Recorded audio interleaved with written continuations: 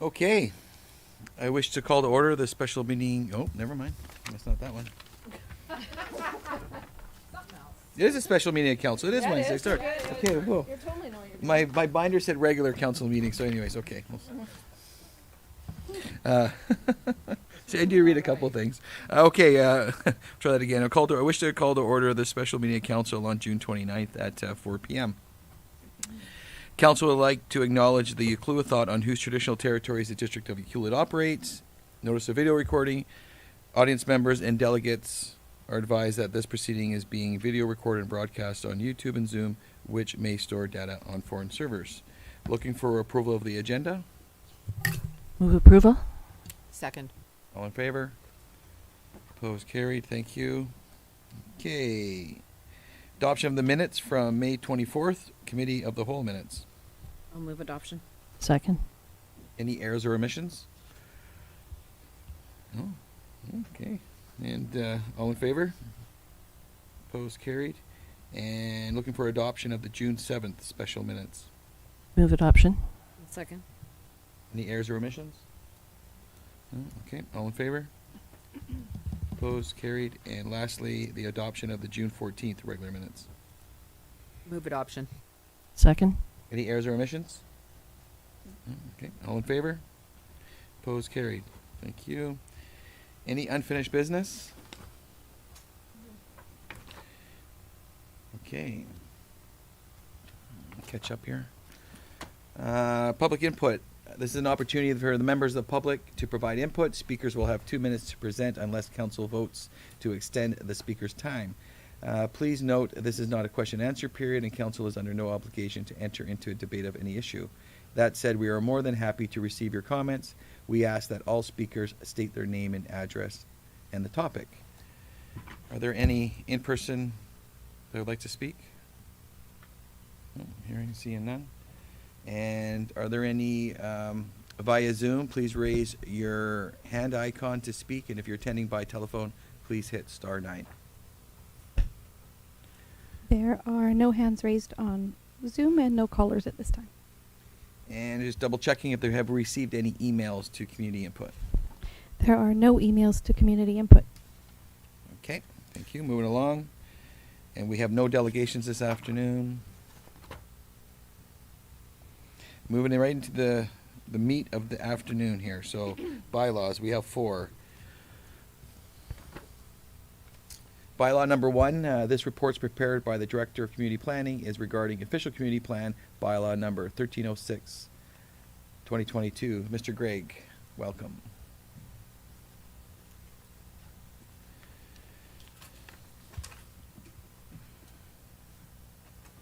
Thank you, through the mayor. So really, council has now held a public hearing on the third reading. So now you're in council's held a public hearing on the proposed bylaw, and as noted in the report, really it's now having considered that public input. Council's in a position to consider third reading, and because this is an OCP bylaw, also could consider adoption of the bylaw at this point. So really we'd see if there are any questions from council arising from the public hearing or otherwise. Councilor Hoare, anything for you? Councilor McEwen? Okay, well, Gonna move the recommendation? if you don't mind. I'll move that council give third reading to District of Yukluwa Official Community Plan Bylaw number 1306, 2022. And that council adopt District of Yukluwa Official Community Plan Bylaw number 1306, 2022. Second. All in favor? Opposed, carried. Well, I feel like we have to crack the champagne again, but thank you, Mr. Gregg, for cleaning up that OCP.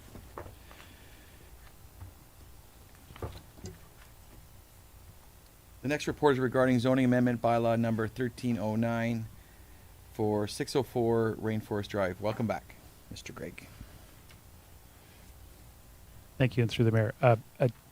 Similar, you've held a public hearing, and really, so this is an opportunity to really consider what was heard at the public hearing among council, and then there potential. Then you'd be in a position to consider third reading of bylaw 1309. And I would just note that there There are some conditions that would be met by registering a restrictive covenant prior to final adoption. So really, it's third reading that would be sort of the next step for this one. So I just see if there are any questions or.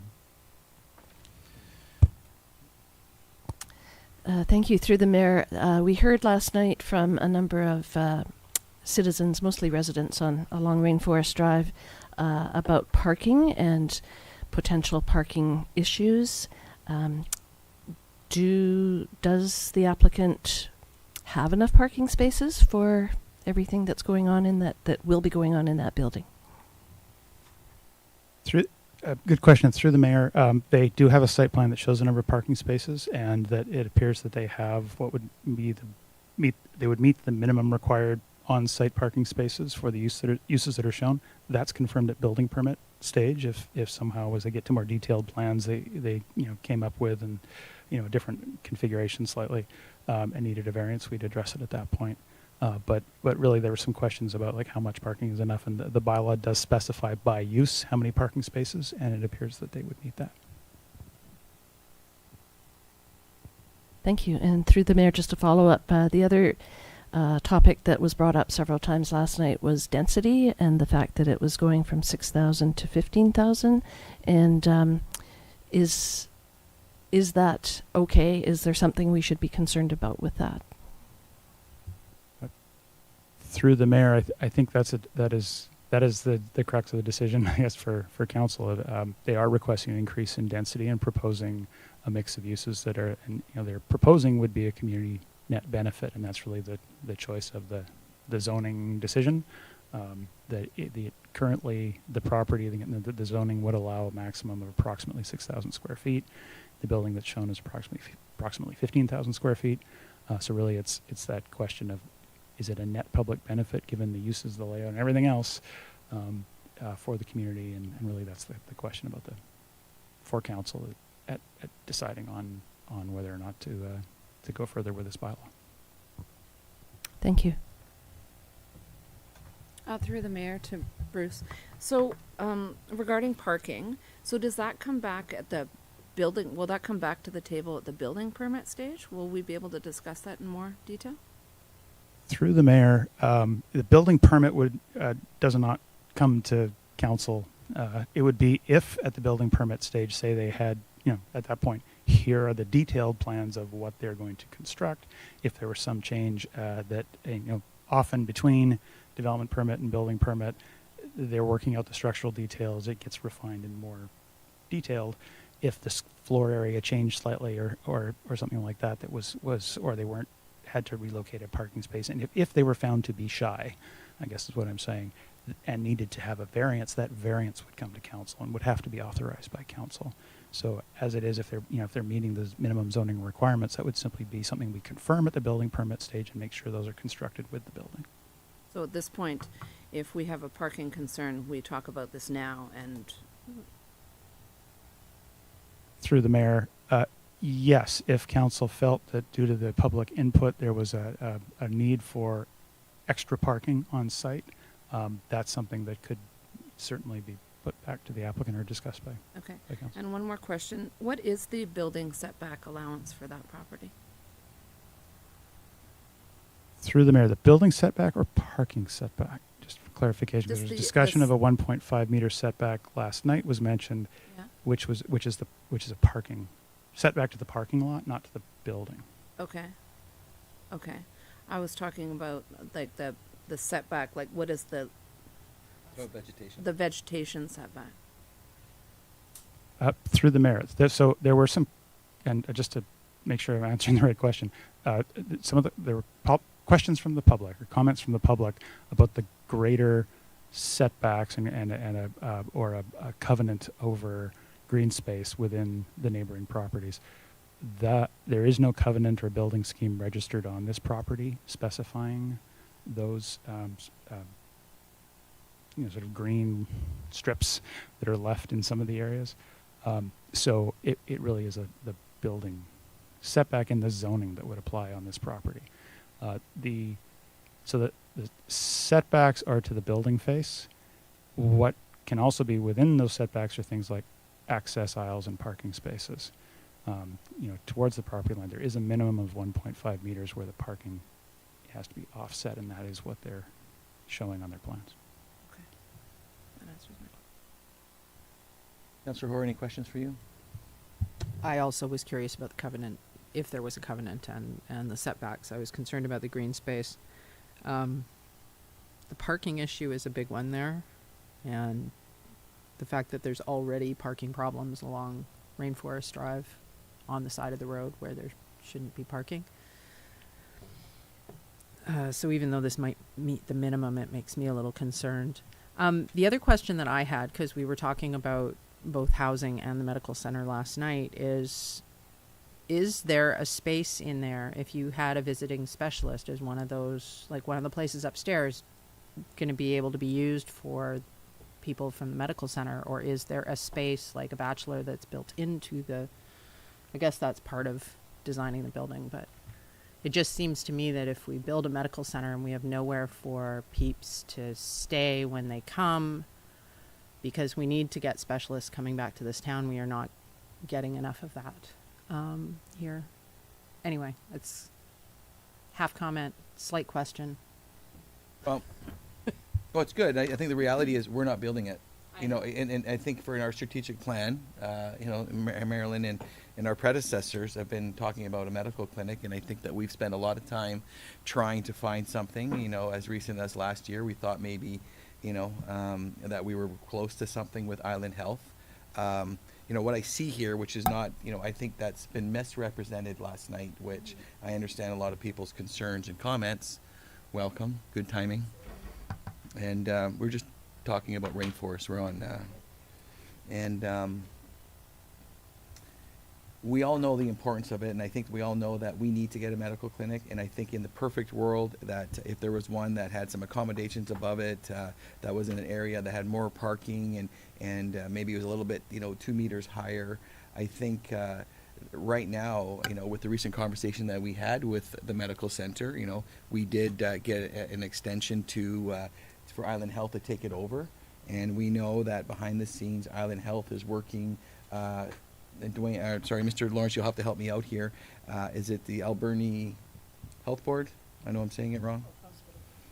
It would be the Alberni-Clayoquot Regional Hospital Thank Board. you. That is, we've engaged to have that discussion, although those are on hold at this point in time, pending deliberations on this topic with council. Right, and I think that's the one that it was a public hearing yesterday, and that we've talked about this for many months and in many years, and to see a developer that has strong roots in the community and wants to try to do something with zero risk. I think the only risk to us is he's asking for some density, and I understand. There could be reservations, whether it should be 19 parking spots or 23. I think those are manageable. What we're trying to do, and what I'm nervous about, is opportunities like this don't come across our table often. And when I look at what's better for the greater good of the community, and we know there has to be some trade-offs, and looking at where it's located, there could be, if we're successful. 5 years afterwards, you're right. There could be having to put some parking on rainforest, but those are the kind of things that I think that we need to. For me, those are not hang-ups for me. I think we just gotta encourage more bicycling and walking, and we have wonderful trails to the location, and I hope that the residents in the area can see the greater good for what we're trying to do, because we've talked about this a lot. You're actively in it, and having someone that's willing to upfront the construction, the development, and play the game, and hopefully our administrator with ACRD will make some headwinds. So that's I'm very, as much as maybe some of the residents are scared of what that could look like, I think I'm more scared of the fact is if we don't have this opportunity to present to Island Health, we're really I think we're not going to see another opportunity for a long time without the district itself having to open up its checkbook, and we know how much Ms. Monteith likes to do that. So, yes, you want to help me out with that one? Yeah, I will, but I'll be at a bit of a disadvantage, and please, forgive me if something was said before I walked in the door, because apologies for my tardiness. I completely understand that if it doesn't seem locked down, like there's a deal in place, or that it's all tied up and there's a bow on it, everybody out there might not know how much we've been pushing and wanting and dreaming and really wanting a healthcare center to come to fruition sooner even than now, over this term, even the last 2 years especially, and then prior to that. So when I think about this location and the concerns about the parking, and how many people and residences and parking and stuff, and I do think that everything's being built and it would go with the OCP it would align with the OCP to recognize the fact that we are trying to build things out so that people are walking more, so that people are biking more, so that every house doesn't have, 3 vehicles and 2 boats and I'll just, there changes are going to happen. We're evolving and it's going to be different. And just so you know, I have 2 bikes now. I don't know what my point with that was, but I do want to say, I do want to say that I understand people's wariness of things not being already in place, but I know how hard it is to make sure these things are in place, and the amount of hoops and jumps and grants and everything we do almost. So I don't believe that there is I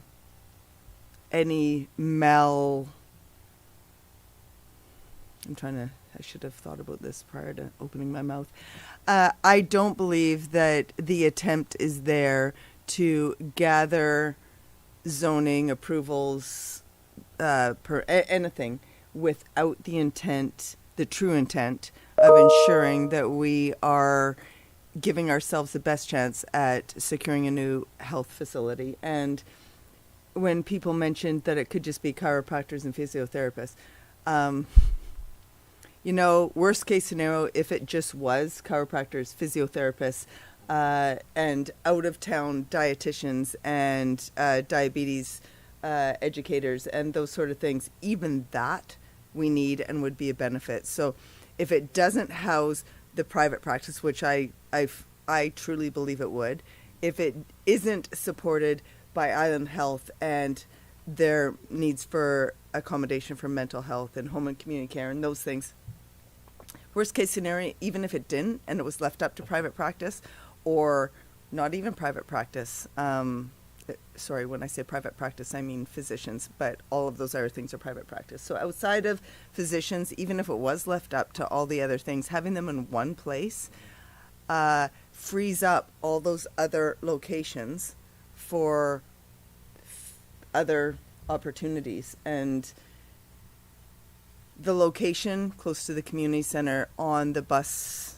loop, already with residential traffic and visitor traffic from, I want to make a joke right now, but I'm not going to. I know, I'm not going to.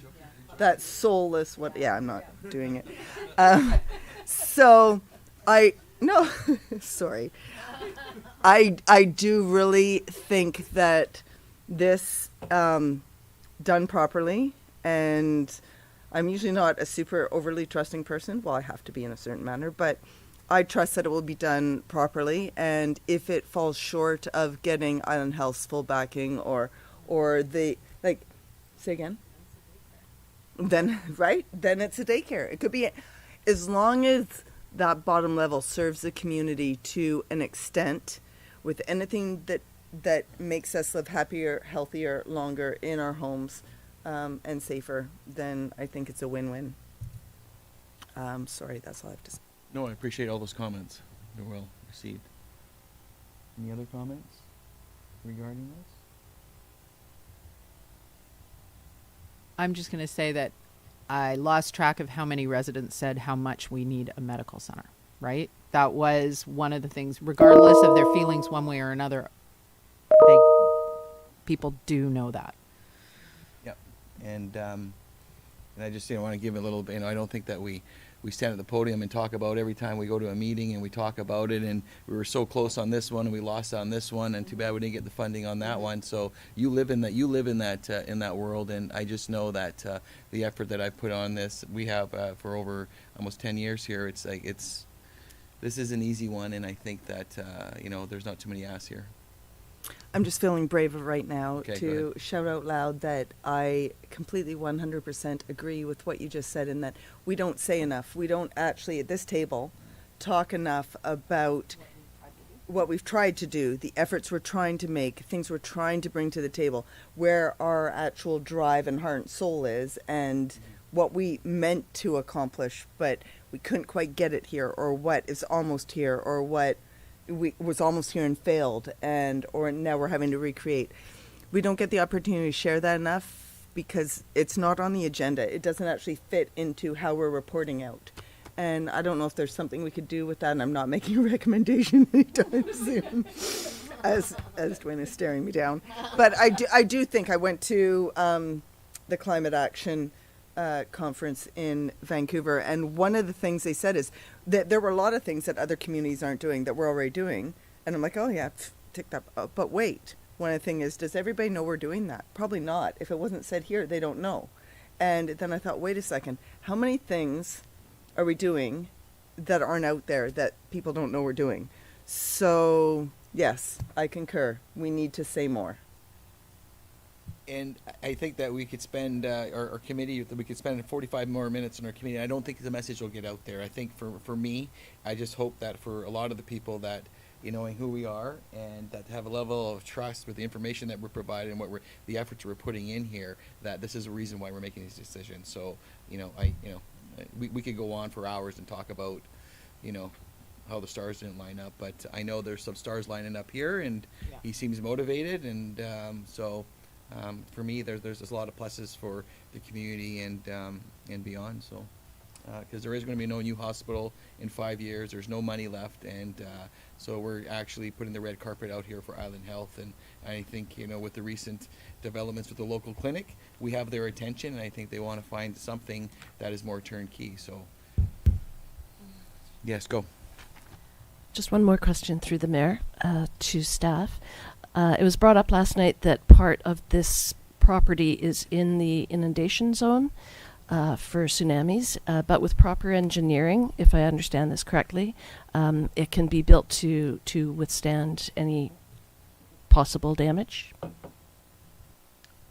Through the mayor, I'll just actually try and pull up the map here. I'll just take 1 second. Good question. Thank you. No, it's just we're going to exhaust that one here in a moment here, so it'd be good. Poof. No, that was a good one. That was a good one. I can't read my writing from yesterday. Can I say something while we're looking that up? Yeah, go ahead. Through the mayor, because I have been in my mind, I thought, oh, the community center, just as a human, the community center is induction zone, and then told that no, it actually isn't. And then I would look towards the same information to apply, and maybe Mr. Gregg is going to show us different levels of whatever, but it would be nice to say it out loud so people can put that to rest.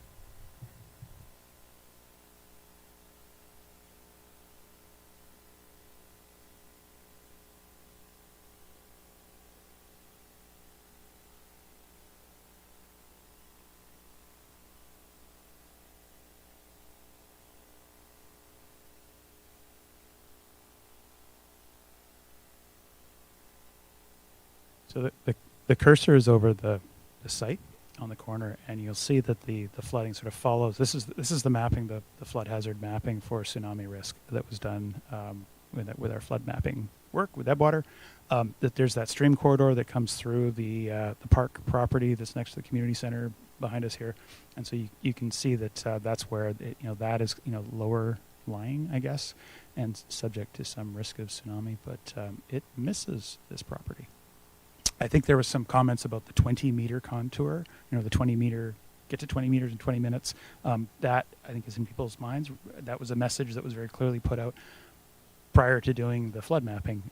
So this is a little more detail than that 20-meter line, if you will. Well, that makes me feel way better. And I appreciate you bringing that question up. That was a good one.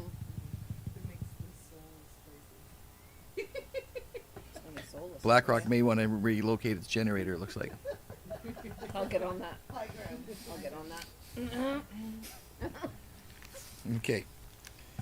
Okay, any more questions or comments? There is a recommendation. I got it.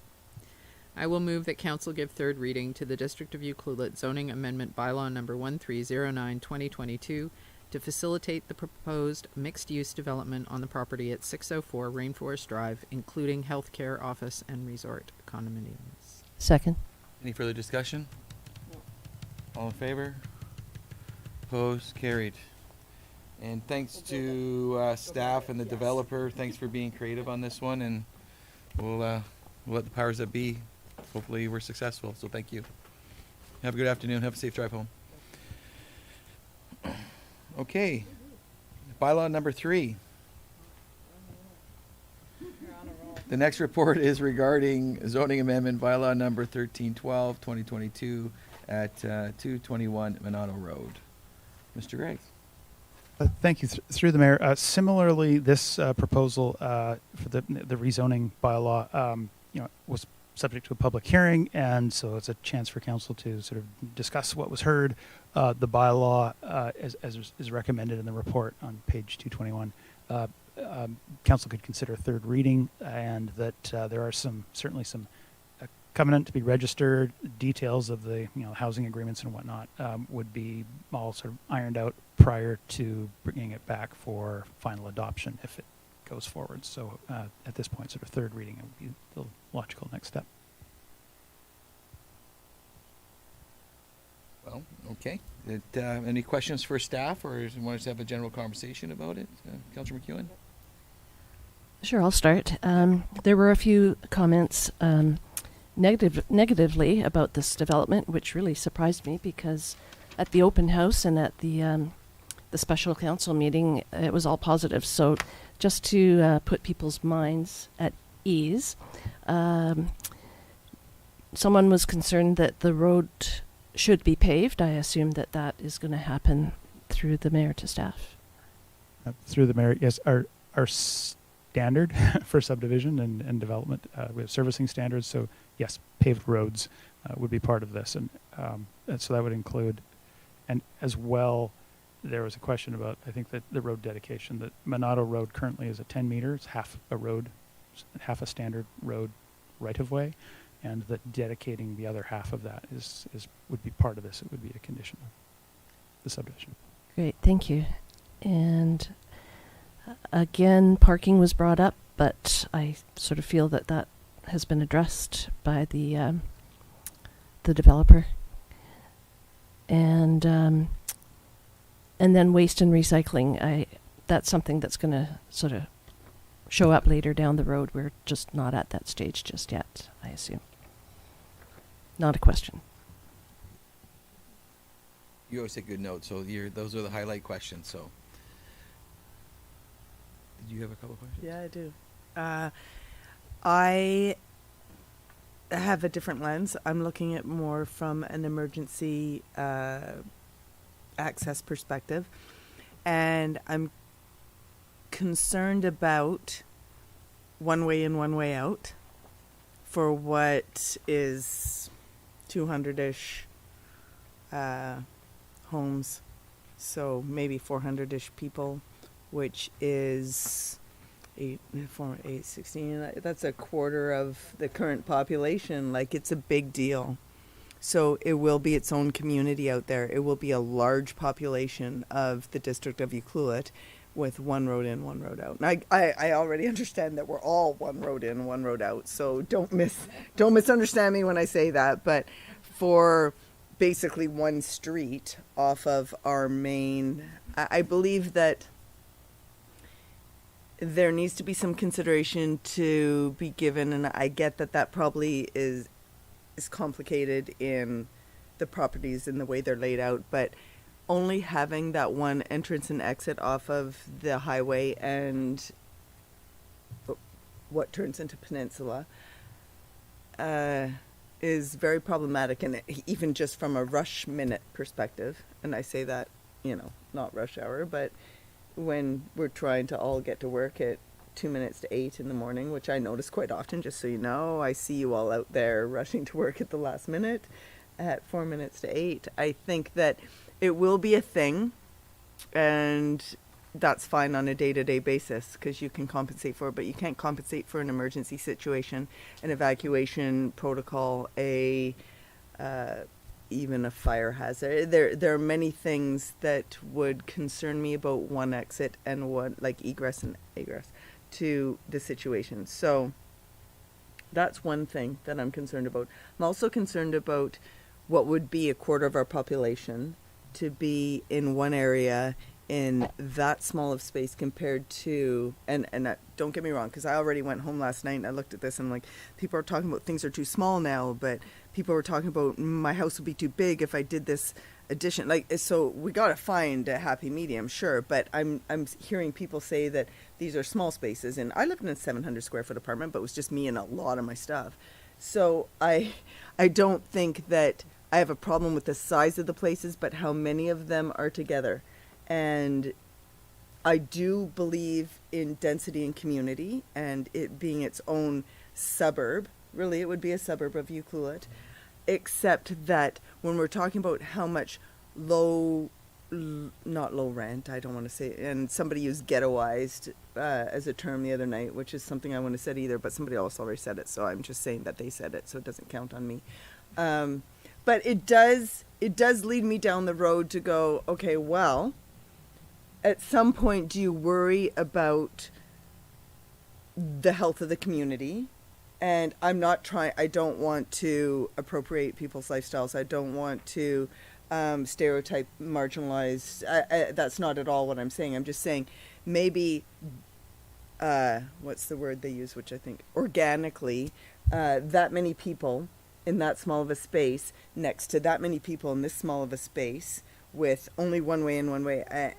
It just, something about it makes me go, are there other ways we could look at it? Are there other things we could do? But I'm not saying that I don't agree with that we need the mixed density, that we need exactly something that looks exactly like this. I'm just saying I did take note and I went home and I thought about it and I looked up some things and I talked to some people and I feel like, and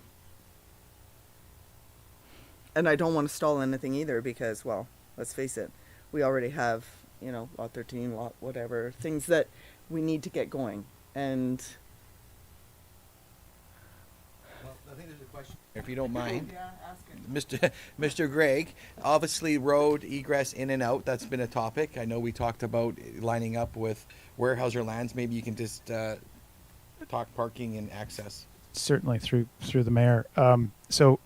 Yes, and just one of the things I noted, I can pull up a slide if that would help, but there are a number of things that were highlighted that would be part of a covenant going on prior to adoption of the zoning, if it were to go forward, of further work they need to do to, around further some studies and engineering, servicing, and confirming the access to meet the municipality's standards and approval, as well as the Ministry of Transportation, because the highway access will be part of it, is one of those conditions. And so our official community plan does show future road coming through Weyerhaeuser that would line up to an intersection where there's better visibility than where Monado Road is. If that were the pattern, which is not exactly what they laid out, it would need some changes to their site development and plans that would achieve a second access. But that's the kind of detail that needs to be sort of engineered and worked out. There's been some early discussions, but that could follow, and the covenant would essentially enable the, if council wanted to adopt the zoning, that there's the assurance that would have to happen prior to development permits, subdivision, the next steps that they need to go through, and that really this is sort of the ability to consider the zoning, the land use, the density, and those details could follow, but the concern is noted. Yeah, just to follow up through the mayor to Mr. Gregg. So tonight, moving the recommendation would mean that all of those things are still up for finalization. That tonight, anybody who's watching or anybody I need to be accountable to when they ask me the question, if we moved forward tonight, that we still are coming up to the ability to ensure that the things that we're uncomfortable with right now will be in place. Through the mayor, yes, that the covenant, essentially the bylaw would define the uses, the density. It would not tie it to exactly this plan. It would have also the what is recommended is that motion of the year's conditions that council could place on it prior to it actually adopting the bylaw. That covenant can ensure that all of those things are ticked off prior to development permit, subdivision approval. Some of which would just aren't required as part of a subdivision approval. You have to engineer your roads to our standards and that kind of stuff. But the sort of specifics of that, and another piece of that is really the details of the housing agreements registered on the parcels to ensure that the affordability that's being proposed happens, and so that's how it is lined up. Sorry, one more. So to be very clear, so then if we're still going to decide down the road that we're agreeing the density, because you said this is agreement on density, so then when it further gets decided that there needs to be a road here, therefore these units can't be there, therefore the density is not, the numbers aren't the same, then that's okay? Through the mayor, the zoning bylaw, it defines maximum densities for those. It's a comprehensive development zone, has different development areas, and it basically echoes what's shown there. The maximum densities or numbers of units and size units in those various areas is what the bylaw allows for a maximum. So if a different plan reduced that could be okay. If the developer changed the plans and is like, okay, we don't want to reduce, we want to move a unit, and it's perhaps they would have to amend that to meet the new plan. But really, it is setting a maximum, so there could be that flexibility if reducing the numbers was either desired by the developer or a result of further studies they do. Back through the mayor. So sorry, is the developer aware that this could possibly be the case, and then because we do have some other projects in the works where it has become unfeasible based on things that came after the fact that now it may or may not be doable. Is that a known fact? Through the mayor, yes.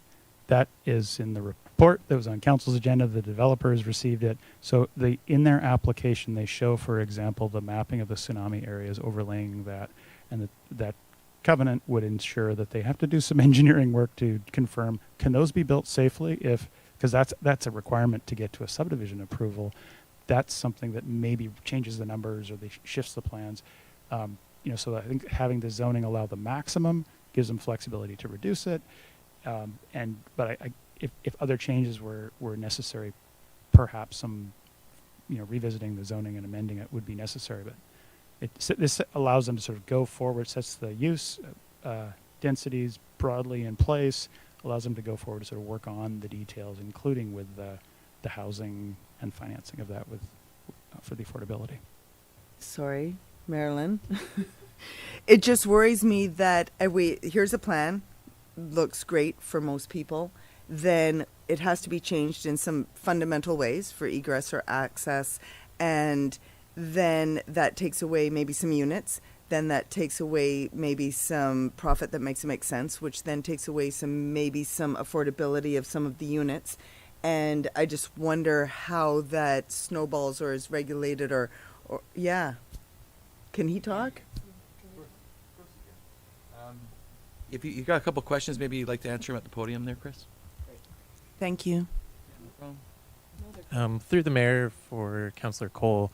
Just your name, just your full name, Chris. Sorry, it's Chris Bosman, 847 Lauren White Place, and the proponent for 221 Monado Road. There has been a traffic study done. It was included with our rezoning application. It's with the district. It's from a number of vehicles standpoint. It does meet the highway requirements. There's some questions about sightlines and what is the location of Monado Road the ideal location, or should that be moved either north or south up Peninsula? we've engaged the engineer to come and do a further, more detailed study and review of this, but it's pretty defined within that traffic study, which is in part of the rezoning application, that the number of vehicles and the traffic capacity is there, and it's actually quite low relative to the provincial and NMCD standards. And I think you had another question in there. What you were asking, the reason I asked Chris to come up was you asked if there was a change, and so you have a phase approach. That's your plan, and it looks like in phase 1 and 2, going off memory here, it looks like there's low risk of tsunami and having to get too much engineering. Obviously, it gets awkward when you get to your final phase, and I believe her question is that those kind of final details, when will the community be able to have a more understanding and appreciate some of your actuals? Because right now you're still with the assumptions that you're going to be able to, with some creative engineering and to maximize the density down on I'll call it the 4th phase down on the bottom. And if that starts to change a little bit, when will the community, or is that through the subdivision, when does the community start to understand that the original map is now going to be looking a little bit different?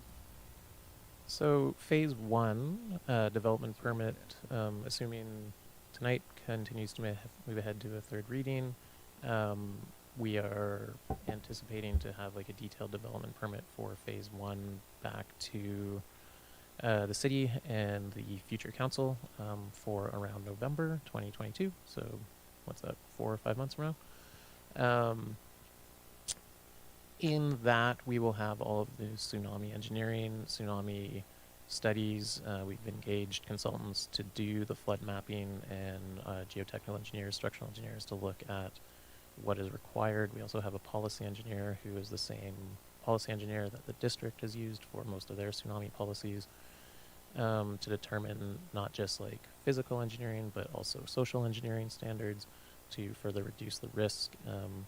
There's a conversation likely that will come up at a development permit stage, that council will need to make some decisions on what the risk threshold around tsunami risk is.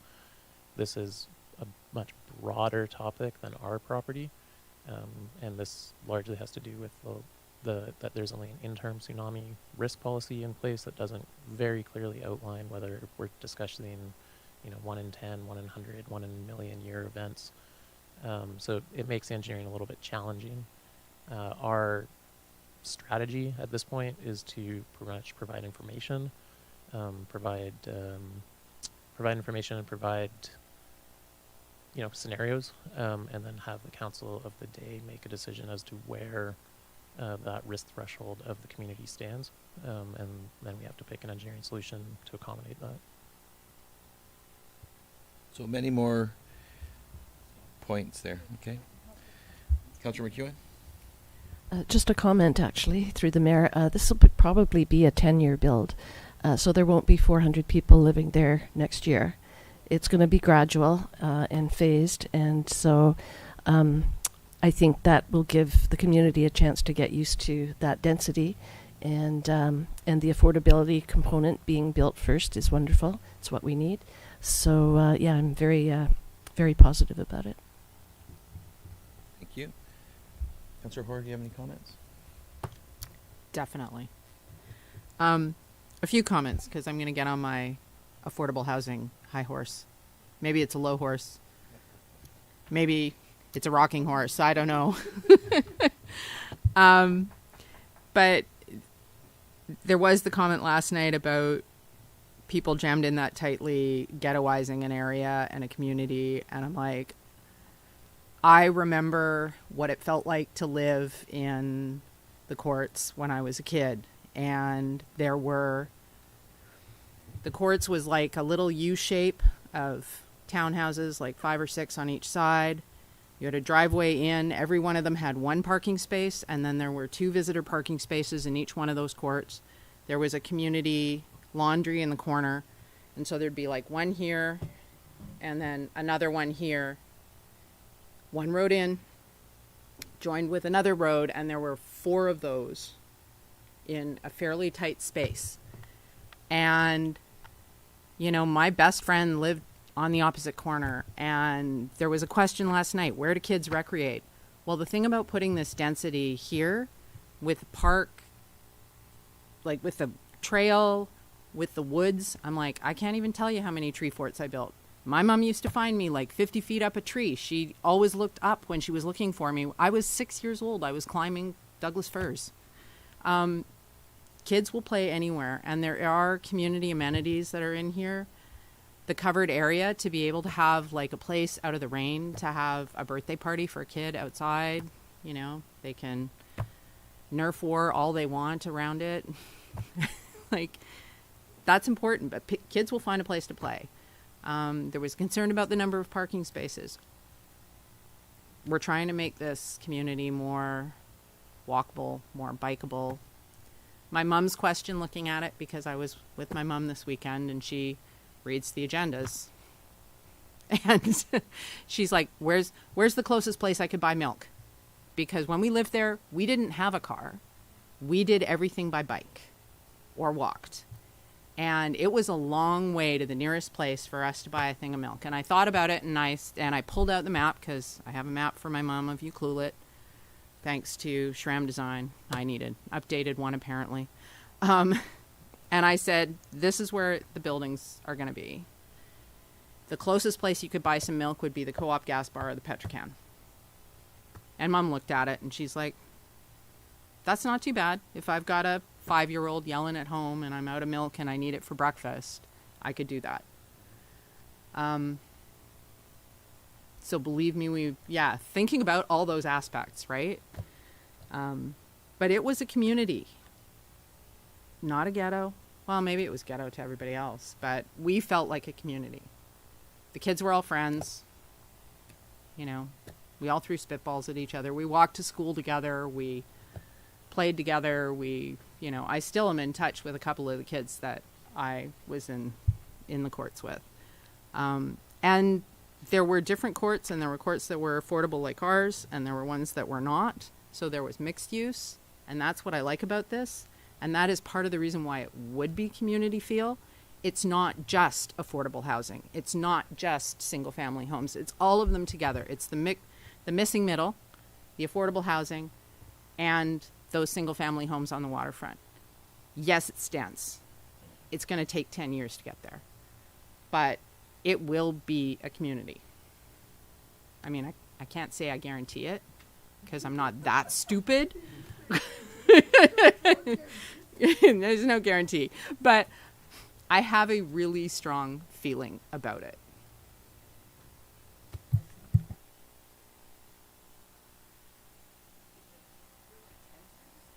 Yeah.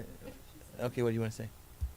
No, I just want to say that Councillor Horn and I went to a housing workshop with the ACRD in Port Alberni a couple of weeks ago now, and something that's brought to my attention, I really hadn't thought about it much before, and I've had lots of people in the community talk about gentrifying, and lots of community people talk about people living in their houses in this total, it's going to go one way or the other, and then the missing middle. Like, that was something a term I'd never even, I'm sorry, I'm probably behind the times, but I had never really thought about it, and I thought, wait a minute, I could be in the missing middle before you know it. And it just made me think about how important it is in this community, not only to have youth and new families and our elders, and that's what makes a fulsome community experience, and that is where our fabric gets strong and where we all actually are able to thrive together. That's what makes a society a society. So, we don't want missing middle, beginning, end, whatever. I got a follow-up, too. Go Because ahead. You guys are on the fire with missing answers.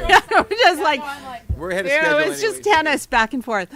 As the person who actually lives in the only missing middle housing in the, well, not quite only yet, but still, it's there. But the other thing that I wanted to also highlight that was said last night is that people were concerned about the size of units.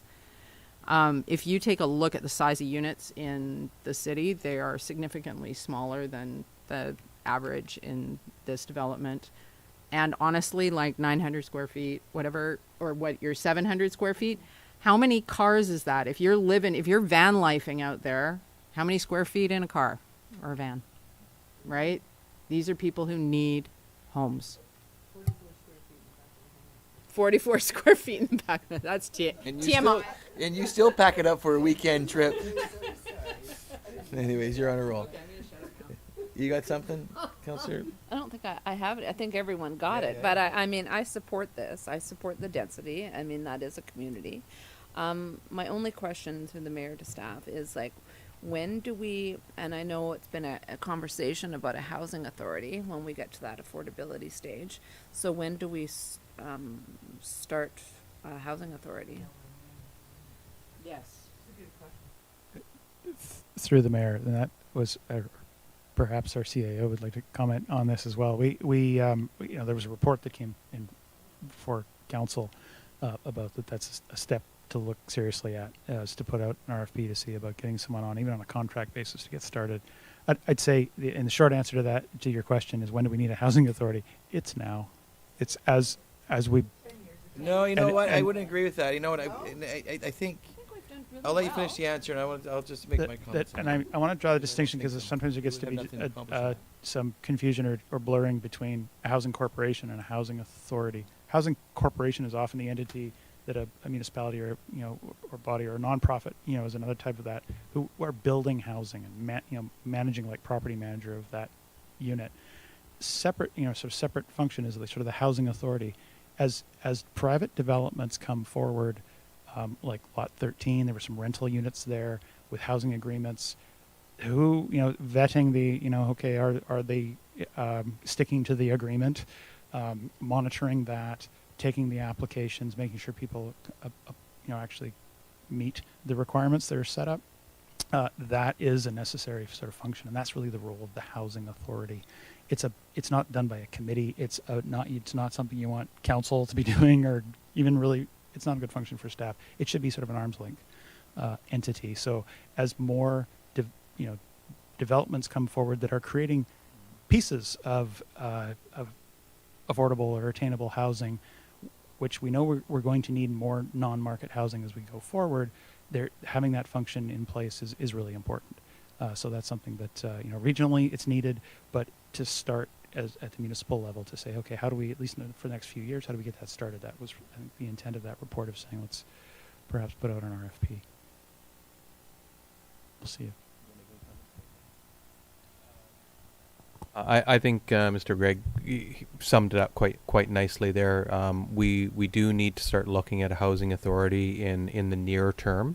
The timing of that would be ideal when there's actually housing for them to consider. So it's today it's premature because we don't have anything for them to work upon, but we do need to set the stage and have a organization that is already set up and selected as soon as those affordable housing units, attainable housing units come online. That's the time that we need them. A housing authority, probably about 6 months or so before they're complete, maybe even a little bit more, because the vetting process, engaging council to set that parameters on how they're going to appoint or award access to affordable housing needs to be set, and that will be an engagement process so that we understand what we're looking at, and that'll be a conversation for council to have moving forward. So as Mr. Gregg said, we had the committee of the whole report a few weeks ago that gave staff direction to start down that path of looking at an RFP that'll come before council to make sure that it's correct and what you're after.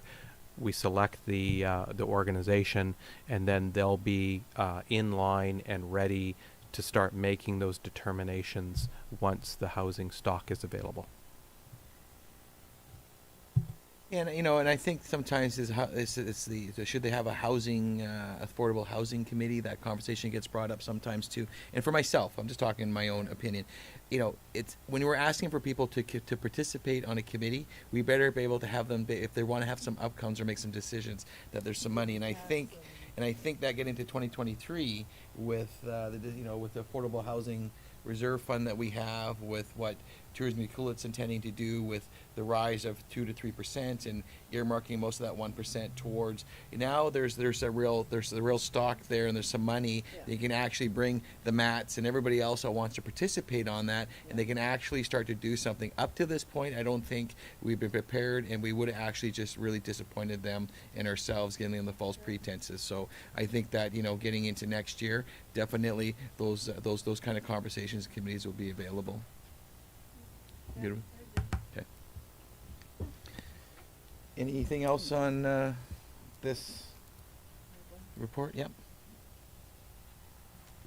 Just wanted to note that a letter came through yesterday from David Eby, Attorney General and Minister responsible for housing, in full support of this development. So that was a nice letter to get.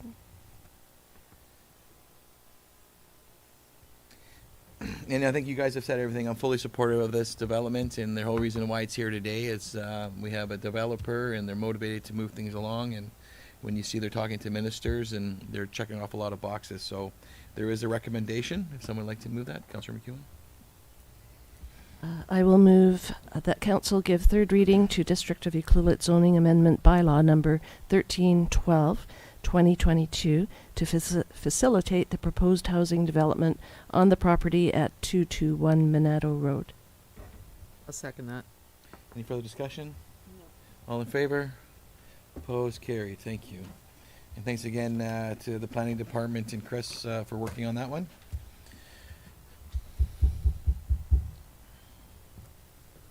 You guys need to take a break or anything before we get into this one? I might think about it, but okay. I'm like kind of thinking about it. Yeah, we'll just say make it a little 5-minute break. 5-minute bio proposed, please. Yeah. Second. Second. All in favor? Opposed? Carried. Thank you.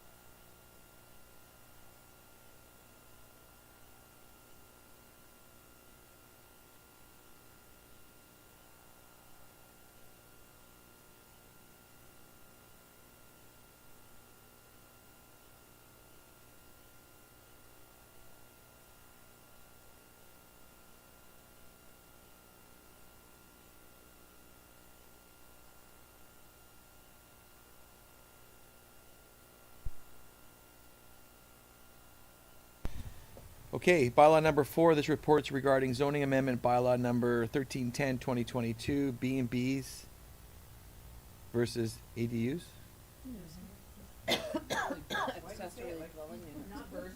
Versus, and, it says, is that versus, VS? Okay.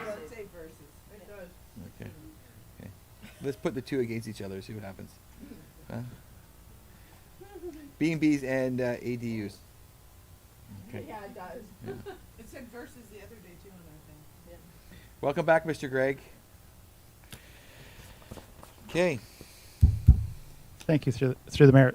There was, quite a discussion at the public hearing, obviously on bylaw, this, the zoning amendment bylaw 1310. And so what's now, it's an opportunity for council to sort of reflect on that discussion. We can see if there are questions that council has, we can certainly attempt to answer them. But it's an opportunity to consider third reading of the bylaw and potentially adoption. In the report, it's brief and just sort of lays out some of the options. Only thing I would really highlight, option, well, certainly whether to go forward with the bylaw, make changes to the bylaw, seek more public input. These are all things that are always open to council, and that just cognizant of the time of where we are in the year, we did highlight that the other, whether sort of changes, or in particularly if there were more public input or engagement involved, that timing-wise, that may make it unlikely to be adopted during this council term, just given where we are in the year. Perhaps I will just pause and see if there's any questions, or whether council simply wants to start with a discussion of what was heard. Yeah. Fine, go ahead, Councillor Camps. Through the mayor to staff, we have a program that for enforcement of illegal suites. Can you explain to the audience about that enforcement tool and what bylaw does and what? Certainly, through the mayor, because there were some questions about that. Bed and breakfasts that are advertised online, we do subscribe to a service that essentially is an online algorithm that looks at all, literally 100 different platforms. So if someone is advertising a short-term rental vacation accommodation in Ucluelet, those are pulled together, and there's sort of a dashboard that our bylaw officers look at. So it is one area of bylaw enforcement where we actively monitor as opposed to waiting for complaints. In that, one of the things that, identifying, okay, where is this property, can sometimes be a challenge because they don't have to post the address. But in Ucluelet, one of the things, because it's a small town, the numbers of them are manageable, and so we have a very high rate of being able to identify where they are from the photos. They're recognizable generally. In the city, it will be, they're lucky if it's 40 or 50%. I think at one point we're at 98% identifying what are all of those. Then there's some filtering that has to happen, and there may be some confusion in some of the comments I think that we heard. There are properties that people may assume are operating a B&B under the residential zoning. We have other zones that look like a single-family house, the guest house zoning, vacation rental one, and as well you have properties that are zoned for commercial use, like along Boardwalk Boulevard, for example. Many of those also advertise. The hotel units can be showing up on Airbnb or VRBO or Bookings.com. So filtering all that out and then focusing on, okay, who is in these residential zones and do they have a business license, is the process of sort of monitoring that our bylaw officers work through. And then if there is something like a new listing that comes up and that person is identified and they don't have a business license, then they're contacted and we follow up on those. So it is one of the areas where we actively monitor for that use, as opposed to, in some communities, they don't have that monitoring going on, or it's unwieldy, particularly in larger cities because of the thousands of listings. So they rely simply on complaint. Many of our other bylaws are really enforcement action is triggered by receiving a complaint, but this is one area of active monitoring. Does that help? Thank you. Exactly what I wanted to know. Also, to be a legal B&B, the owner has to be living in the house full time. Is that correct? Through the mayor, I'll just to be precise in the wording, not the owner necessarily. the zoning and the rules around a bed and breakfast, the B&B needs to be operated by the permanent present resident. So that wording is, it is, so that could allow for, currently, that a tenant, say say I lease your house, a house that you have, and our agreement under the lease agreement is you're okay with me running a B&B. As the tenant, but it's my permanent residence, I could take out a business license if the zoning allowed it and operate that B&B. And that would, our zoning would allow that. So it's not specifically the owner, but the permanent present resident is part of it. Thank you. Follow-up question through the mayor to planning. Can you tell us where we're at right now with the level of compliance based on bylaw visiting the non-compliant properties? Through the mayor, I can't give you a specific number. That we, as you know, in the past we've sort of done a periodic reporting out on what we've been seeing and where we're at. I'd say the compliance level is very high. They're listings change, they come and go, owners change and come and go, and may not realize that, I need a business license before I do that. So there could be some that are operating and that don't have their proper business license. But generally, many of the cases are a matter of education because the zoning has allowed bed and breakfast and the short-term rentals in pretty well all of the zones. It is often a matter of, okay, then once they understand, okay, I need a business license, or then they sort of go down the path towards that. Where we get non-compliance or someone who is, having to make changes or stop their short-term rental sometimes is around that permanent present resident component, or if they, physically aren't meeting the requirements under, like, the building bylaw, and may need permits or to make changes in order to be brought into compliance. Thank you. Yes, we just haven't seen one of those reports for a while, so I was just curious where we were at with that. Councillor Hoare, any questions for you? Okay, well, I'll say a couple of things then. Can I get in for you? No, you go ahead. No, you go ahead. Oh, ladies first.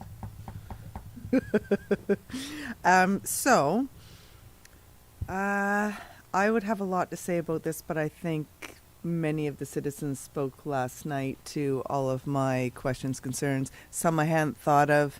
I really like the idea of people who are allowed to have B&Bs being easily identified because their tax exemption for made them their primary residence, and we already have that intel, and I thought that was a neat point. That would be a no-brainer. I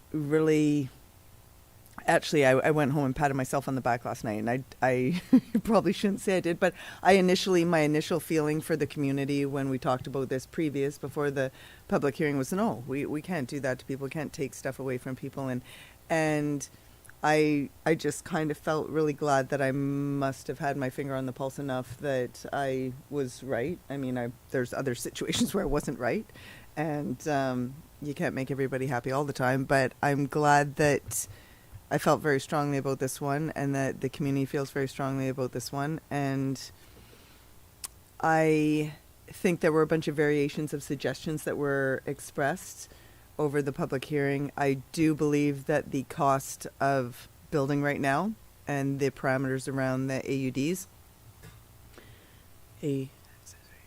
ADUs will prohibit a lot of people, and I'm one of them, and my cousin Robbie's one of them, and I just think of people that I know that where the position of their home is on their property under the current guidelines that are proposed, it wouldn't be possible. And even if it was possible, the cost of building right now, and the 10-year return and all of those things, it does make that really seem like a hardship. And I also agreed with the fact that people in their homes, just because they don't want to they want to have a B&B, it doesn't mean that they're going to want to have somebody living in their house all the time. And the difference in the cost of even renovating that and getting the help getting the contractors to do that, and yada, yada, yada, goes on and on and on. But I did agree with most of that. I did also find, also find that it was interesting to hear a couple of people say that they actually have that, and they've enjoyed the freedom it's given them to be at home with their children and whatever, but yet they didn't want other people to have the same experience. I don't believe, I think that it would be fine to let people who feel strongly about it, who have the opportunity now to have a B&B but aren't, and they feel strongly that there shouldn't be more B&Bs, to throw their hand up and say, I want to give up my right to have a B&B. Great.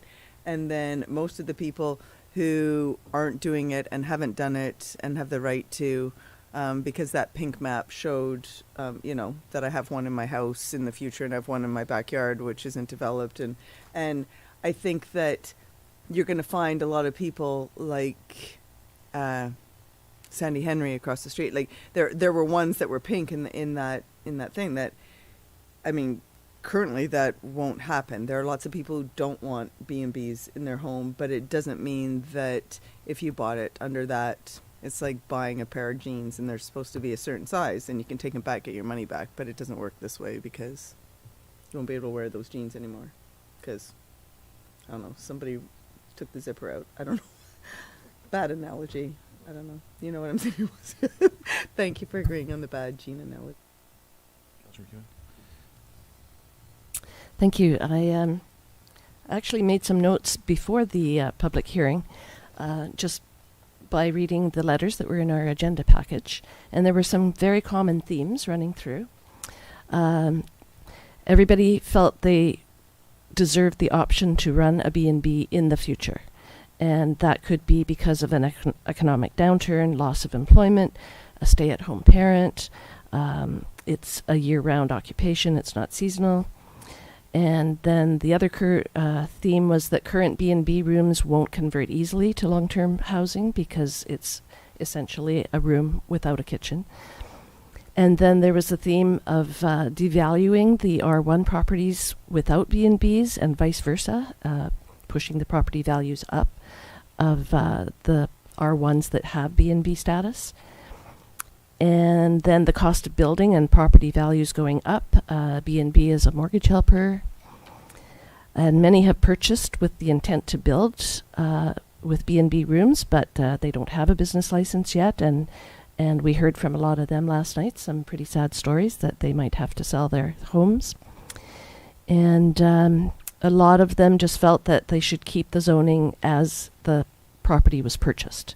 And I agree with all of those things. And then my thoughts after the public hearing, I think it's too big a change affecting too many residents with too little notice. And that's I feel very strongly about that, especially after last night. I mean, I felt strongly about it just reading the letters in our package. But after hearing everybody speak about it, it's too big a change affecting too many residents with too little notice. The option of allowing both a B&B and an ADU is something I would consider. And that came up from a few people last night. And I would like to focus more on the non-compliant STRs, like with our host-compliant program, rather than take away the option of residents for having, if there are one zoning, to have a B&B. I would also consider a cap. I was thinking about that. There's 128, I believe, right now in town. Maybe we stop it at 200. Okay, there's 200 B&Bs in town. There's no more B&Bs. But that's something to sort of look at down the road. I feel strongly that we shouldn't be taking the option away from people right now. Thank you, through the mayor. I have to follow up on that because something that was brought to my attention, so I concur with everything that Councillor McEwen said. I also feel that it was brought to my attention that perhaps if we are concerned about making baby steps, and I already said those who want to give up their B&B zoning could do so, but also what if, because with time, with advance notice, those that know that they want to keep it, whether it's they feel strongly about their property value or it is there, because I was really surprised by the amount of people that have just, I bought my property in 2021, I bought my property in 2020, I bought my property in 2019, and welcome to you all. Thanks for investing in the community, but I didn't really realize, I thought about people who've had their places for years and years and years, or decades or generations. I wasn't really thinking about there's that many people that just bought their place in the last couple of years. And of course, because it was COVID, and where can we go, where can we hunker down and be part of a community where we feel safer, where we have more open space, where we have more. So people chose to come here and pay a premium to be here. And I honestly didn't think I was going to hear that as much as I did. I mean, I thought I might hear it once or twice, but yeah, so welcome to all those people. But I think that if you wanted to maybe get back, or not claw back, but perhaps encourage people, or by default, let people then have that B&B right to drop off of their zoning, that if you put a year's notice and you said that those that don't want to be grandfathered in, that don't ever care to, their next generation isn't going to care to, they don't care to sell it with that if they don't then register to be on a grandfathered list per se, then that will leave their zoning. And I don't know what that looks legally to do, but with a long enough timeline that people who want to hold on to it, just what if in case, then they have a decent enough time to do that. But it doesn't mean that they're actually licensing and permitting themselves to operate, but they have given themselves an opportunity to be on a list that then, should they choose so in the future, they still have that option. But if people don't, and they have enough notice to know they could have, and then their zoning then changes on a certain date. I think that that's been brought to my attention from a couple of different directions. It's just a thought. I like it. I think it's. First off, I just want to acknowledge, Bruce and your staff and everyone for bringing the subject up, because it was brought up a couple times, even in a lovely letter this afternoon. Where did this come from? The reality is, it's an important conversation that the community needs to hear and make the discussion. So I appreciate you doing that. You're not the big bad villain here. And the reality is, I think the big bad villains are the people that are coming to this community with not the same intention of all of us that are here. And what I got yesterday, I came in for, with an open mind, like they train us to do, and got into my meditation zone and started listening, and it was interesting to see a lot of those community members that were here are as passionate as a community as we all are, and a lot of them don't even have nightly rentals, and so for me, I spoke to Mr. Lawrence this morning briefly, and it was just like, I think it comes down to me as a definition of a B&B. I don't think you probably have that before you, but I probably do. And the reality is, definition of B&B here. I'll keep it on the up and up if you don't mind. No, but it's also about who could be using it, because I think one of the things that I think that you hear in the room, and I think for us about, is it too much, and where bylaws probably getting complaints, it's the reality is when you have that absentee owner. We had a couple of them phone in, hey, we like to use it, and we have someone who's subsidized, and for the longest time I would even agree where it proved benefit, where you had a long-term tenant upstairs and they had the nightly rental down below, and they sell to us. The fact is they're giving them discounted rent, how kind of them. But the reality is, what I got yesterday, nobody in this community that showed up yesterday is concerned that anybody who lives in the community is running a nightly rental. What they're concerned about is the people that are perhaps not living in the community and they're running a nightly rental, and they're hiding under the footsteps, because everybody that was here yesterday, wonderful turnout, they're all assets of our community. They're that mixed bag that you're talking about. Some people would call it the ghetto. I don't call it Yuki. Someone else called it that. And anyways, that's where I think I got out of yesterday's conversation. So my hat off for you putting that before us, and in getting the community to speak up about the reality is we should all have the right to live in peace. And I know it's not 1980s or 90s here in Ukiulit, but for a lot of the people that are doing nightly rentals, they are doing it because it allows them to live in this community, and for a lot of them, they're still participating in a positive way. So, not that you'll get your moment shortly here, and it's still early. It's not even 6 yet, and so I'm not a fan of capping anything, and I'm not a fan of just ideas that come up. I'm just because I think that we get to 200 pretty quick here. You're going to get more of this, and I think and I also respect the fact that the planning department, when we start saying okay, we're no one's getting it, and then you guys are all of a sudden going to get these 3 days out of the year where you got to get your permits in, just like we did with the RV thing, and then it ends up making it's like 24-hour open fishery where it's just crazy, and then all of a sudden the judge and jury become mayor and council, and then you kind of have that little push and play, because I'm not aware, and there will eventually be a question in this. It's the maybe not. I've just lied. Because I'm not aware of property owners that live on their property that we're getting a lot of bylaw complaints. That's a question. Through the mayor, I couldn't answer what's the percentage of bylaw complaints about B&Bs and how many are resident property owners or not. We could certainly look into that. And I just one point I think to the question about the residency is that as I talked about, who can run the B&B and the way our bylaw currently works, that it could be a tenant or whatnot. That is one area which it is gamed somewhat. That the bylaw 1310, one of the amendments it would place in is it would add a section within. So this is on page 225 of the agenda within the bylaw. It would add a section. Within subsection 404 in the regulations, add a 40416, which would say a bed and breakfast must be administered by a permanent resident of the single-family dwelling for whom the single-family dwelling is their principal residence. And so that's where we are seeing people gaming it by they don't live in Ucluelet, they own the property, they hold the business license, put a tenant in the main house to manage and then run the B&B operation.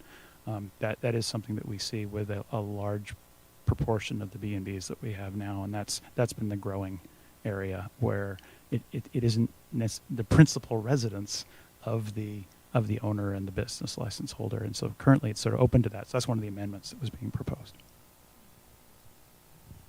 Through the mayor to staff. So I thought number 408.1, I thought that was already something that we were doing, that a principal resident had to run the B&B. Is that not correct? That permanent residence there, but you have a difference between who holds the business license.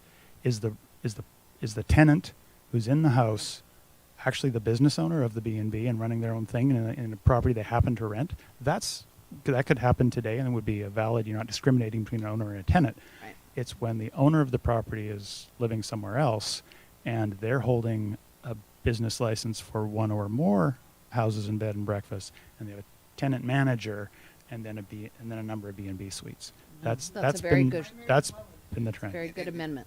And that's a good amendment. Yes, that is. That good. is a good amendment. It's and that's where the definition in because it was B&Bs are permitted only as an accessory use to a full-time residential use, and therefore the long-term tenant, lessee, or owner, or adult member. So when you start having the lessee option or tenant, that's where it's getting, and that's where I heard of everyone, that's where the awkwardness is, because you don't know who they are. You're trying to figure out, okay, where do you fit in the zoo here? And I think there's a little bit of pushback from the community on that. I totally support that if you have to be living in that. It has to be your. See, there's some things we agree on. Yeah? Okay. I disagree. We heard a case last night, one of the Zoom callers. Situations change. She has a house here. She was running a B&B. She had to move away to look after an aging parent. So she placed a tenant in the upper part of the house to manage the B&B. So situations do change. And as long as that permanent tenant is actually performing the duties of running that B&B, then I think that's okay. I think through the mayor, out of everybody that we heard from last night, that was the situation. There may have been one other that was similar, but the point is the majority, and that's not sort of the purpose we're trying to serve. We want residents that are living here, contributing here, And if you can't, because your situation changed, then you can long-term rent your house out, that's fine. But the short-term rental would not apply because you are not living in your home. I would totally, 100% put my hand up for that 10 times over. You should be the property owner. That should be your primary residence, and the tax form proves it, and it should be that straightforward, in my opinion. I agree, totally. Any other comments? I have a comment. I think, first of all, I want to thank the planning department to bring this forward, because I think it was a very good conversation. I think there's two different things, though, is like, we have a housing crisis, like everybody else. There's a big difference between vacation rentals, when people are not living on site at all, and B&Bs. And then I think with this amendment, to have someone, the owner of the home, living there, well, that's just part of the community. Short-term rentals, you kind of lose that community. So I think there's two different. I just want to make a little comment too. Something that I didn't really realize until I was reading the initial report on this particular bylaw, and that is that you can start up your B&B, get your business license without notifying your neighbors. So I discovered there were two neighboring B&Bs to my partner's home, and I was made aware of them when I saw them on the list of grandfathered in properties. But it explains a little bit of the traffic that I was seeing on the street that I didn't understand. The slow drive-bys where someone's looking for the address, And I think that's problematic. I really don't think you should be able to just start up a B&B or any sort of short-term rental without peeps knowing. It's just one of those things that's been left out of the... I would like some clarification through the mayor to Councillor Hoare. Are you talking about notification or approval? Notification. I just feel that it's important. Someone's running a business out of their home, like next door or two doors down. Like, I kind of want to know that.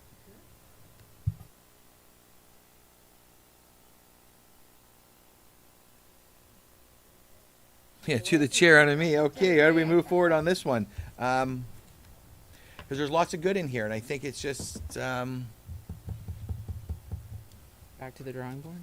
no, we're not. Well, we're sort of the drawing board. We're not, because I think we're close to a lot of things, but I think I can live with the ADUs. I think the ADUs for me may not be perfect for everyone, but I think it's something that we have on paper that we can start moving ahead, and then people that are coming new builds can start to go, hey, you know what, auxiliary dwellings are something we can start talking about, and if they need to move 3 more feet towards the back property line, well, they can get a variance. At least you're not saying no, because up to this point it's like, no, we're not there yet, but it might be coming. Is that a fair comment? Through the mayor, yes, the AD is not allowed in the zoning, and so the bylaw, the 1310, would allow it as permitted secondary use. And I think there were some comments around how it wouldn't work on this site or that site. Zoning is a broad brush, and so yes, for existing properties there may be variances, and the other comment was that this isn't the silver bullet that's going to solve all the housing problems, and by creating ADUs, it was never intended to be. There is no silver bullet, as we've had in the housing needs assessment and the consultant talking about. It's not one thing or one bylaw change that's going to fix the housing issue. It's a whole list of things, many different changes of, yes, zoning, as well as building housing, establishing a housing authority, fast tracking the developments that are creating the right kind of housing. All those things can help, and that this really is it's one piece of it, the bylaw change. And I would just a question. I think it's Councillor Hoare's point, is that really what 1310, one of the things it does is really it shifts whether for new bed and breakfasts being established, really does council and the community want to have a say before those in new B&Bs going forward, whether it's on new construction or ones showing up in existing homes and existing neighborhoods, because currently there isn't that, there isn't a mechanism for that, and this would shift it. I don't know what this looks like in reality, but I would be fine to say that anybody that hasn't already bought their property under the presumption that they're allowed to do what they currently can do on their property without going through the hoops and costs and timeliness of a variance, then moving forward, we've already said in the new developments that there are going to be no short-term rentals. I mean, that's been part and parcel of everything. So where does that stand with individual lots that are yet to be developed? So for example, would it come before us, hundreds of homes out that way, would that come before us where we could say, yeah, there's no short-term rentals, but because of the zoning, or we downzoned in anyways? I'm just wondering. Which lot are you talking about? Which property? Yes, Oni. Well, that's Another, that's we a don't whole need to nother, talk yeah, that's about gonna, that. well, you Okay. can talk about whatever you want, but I think, but the reality is that's nothing before us right now. You know, we've, Monotto Road, you just made we just pushed that through third reading here with no nightly rentals, okay? So that's my point. I guess there is nothing in writing that is a commitment that any new developments that roll through here will not include nightly rentals, whether they're short-term vacation rentals or even B&Bs for that matter, that the zoning will actually not be the same as the current R1 or the current whatever, because some of those properties that aren't developed yet are already in those zonings.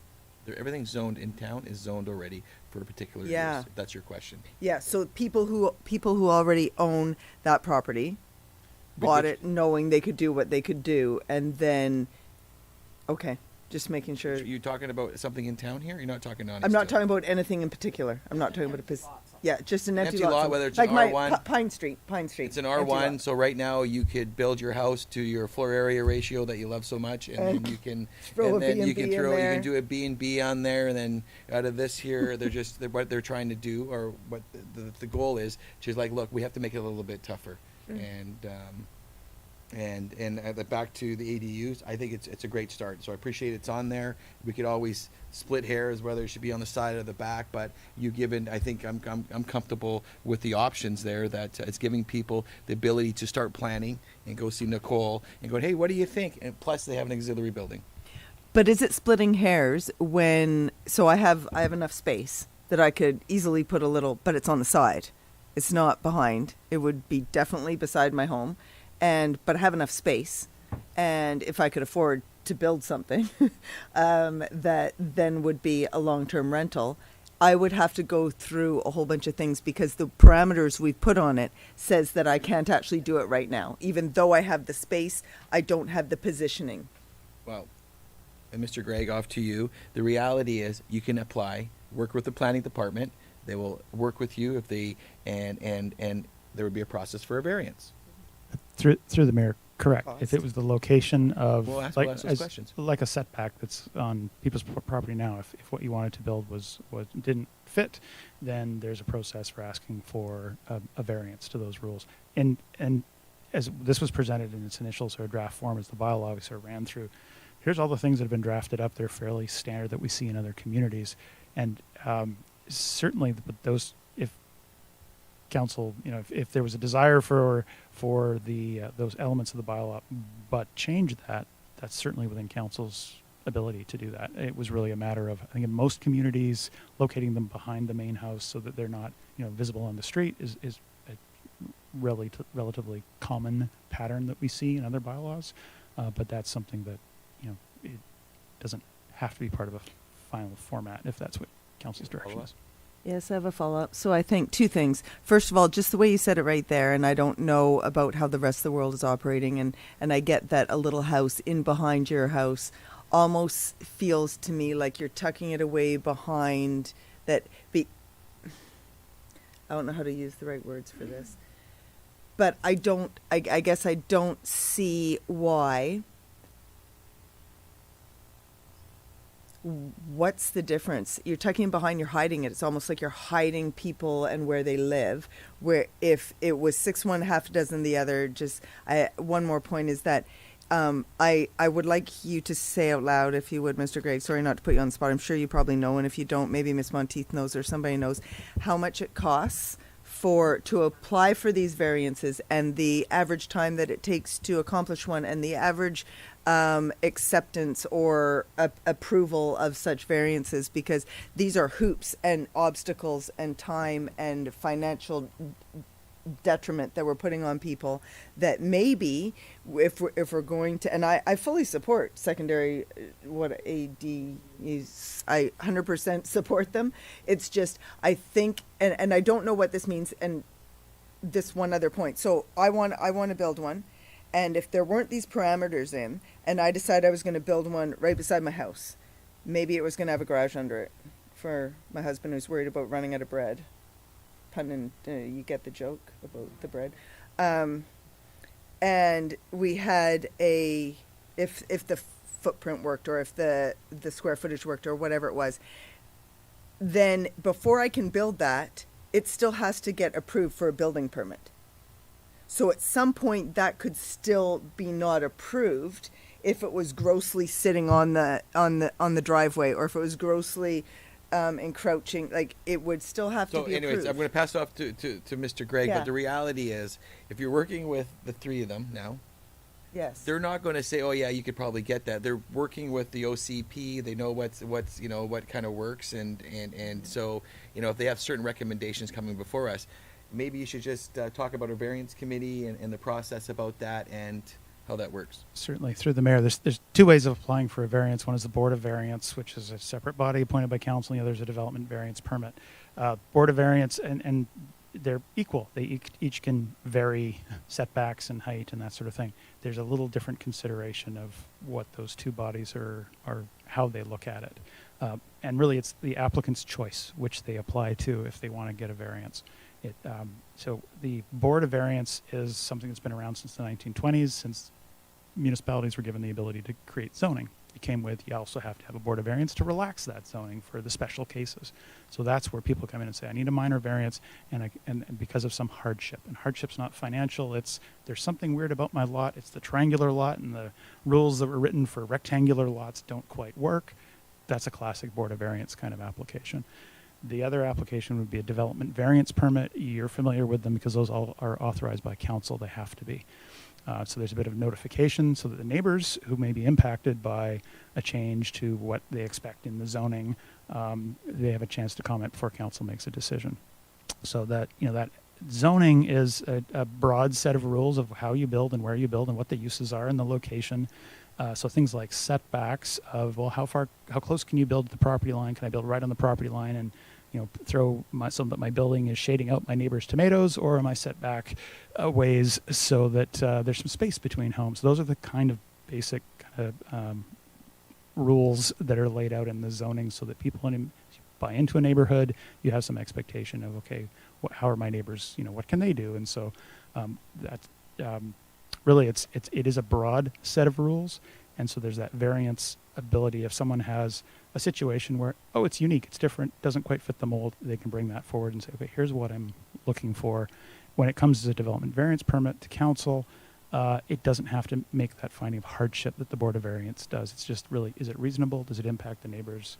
If not, they tend to be approved. So I don't know if that helps. I don't have statistics on the percentage of approvals or anything. And then just but one we thing, could get that for because you made a mention about time. So, and maybe you could discuss, and just for the group, about, I come in, she comes in with her building, her plans, and all the paperwork's all done, and then that's where the process kind of starts, where probably a variance is identified, right? And then as Nicole's inspecting the plans to make sure it meets all the grade, at the end of the day, I just want you to answer the question whether this is a 6 or 8 month process for a variance, or is it traditionally, and the cost associated with it? Certainly. And I'm not going to speak the costs off the top of my head because I'll probably get it wrong, but I'll ask my staff here. The process, often it's before somebody applies for a permit, if they're looking at the zoning, saying, okay, what's my zoning? What are my setbacks? I'm writing up a site plan and drawing plans of where I want to build something. At that point, often people will identify, I want to put it here, but it says it's within the setback, the front setback. That's when we get a lot of questions, and then explain what is the process of either. And at that point, folks may say, okay, I can move it and avoid that process, or no, I really think the best place for it is here, and so I'm going to need a variance, and so they could then apply for either of those two avenues, if you will. The time that it takes entirely depends on workload and how complete the applications are. But as you can imagine, it's, say you get a complete application that comes in for a development variance permit, and we prepare a staff report that comes to council. We give notice. We do it very quickly in Euclid, I'd say, where there isn't a planning and development committee or advisory planning commission or neighborhood design panel, and some of the things that larger communities have that it can take months and months to go through. Variances, we tend to do the notification first, so that when it comes on a council's desk, it's sort of one shot. The notice has been done, people can speak to council, and a decision can be made in that one meeting. Other municipalities bring it to council and say, here's a variance that's been requested. Does it have a chance? And then council says, give notice for this one. Then it's a couple of weeks for giving notice, and then it comes back on a future council meeting, so that extends it. So a variance could be a 6 or 8 week process if the workload allowed. To write the report and do the notice and get it to council. That's probably a fair shot. But there's a lot of variables in there, if you will. And there was a cost question. Is that just Development variance permit, it's $1,100, and that includes the notification portion, because we have to give notice. And like a rezoning or a notice or temporary use permit, the things that have notification requirements, they have tend to have a little higher cost because of the notification. So if someone wanted to do an ADU and they want to do it on the side of their house because it did meet the bylaw, that's the way it's listed out to us right now, then they would automatically there'll be $1,100 fee on top of their building permit in order to build. That would to apply for the variance, yes. And then you might not get the variance.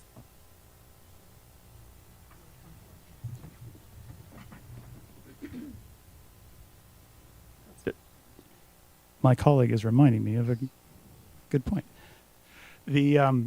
So a couple of things that just I'd add to this is, well, two things. The bylaw and the zoning, what are the setbacks that are put in place? That really is, it's a local law. It's adopted by the local government. So councils have the control of, our setbacks are too great, they're too small, we can change those. That is something that, if there's a concern, if it's the side yard is an issue, that is malleable to fit the community, if you will.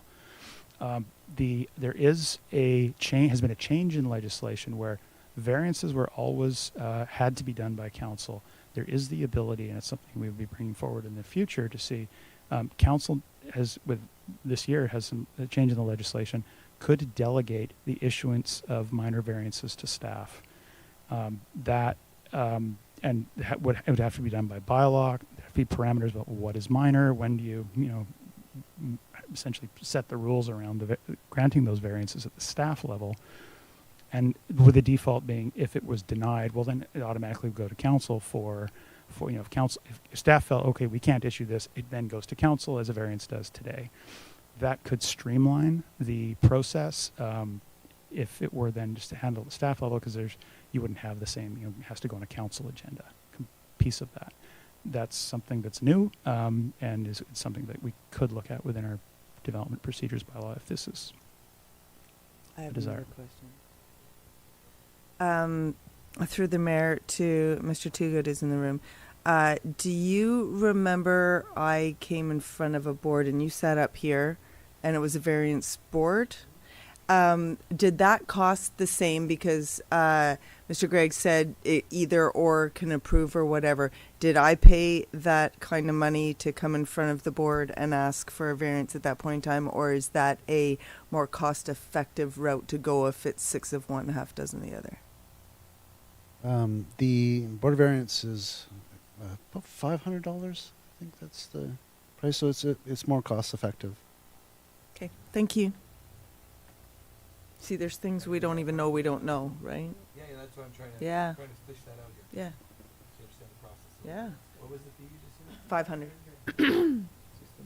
And I wouldn't mind just adding, for all the setbacks and the things that we put in place for the ADUs, it's a balance of impact to the other neighbors, and the facilitating of that ADU. Like, we could have reduced setbacks and have 5 foot to the rear yard and 5 foot to the side yards.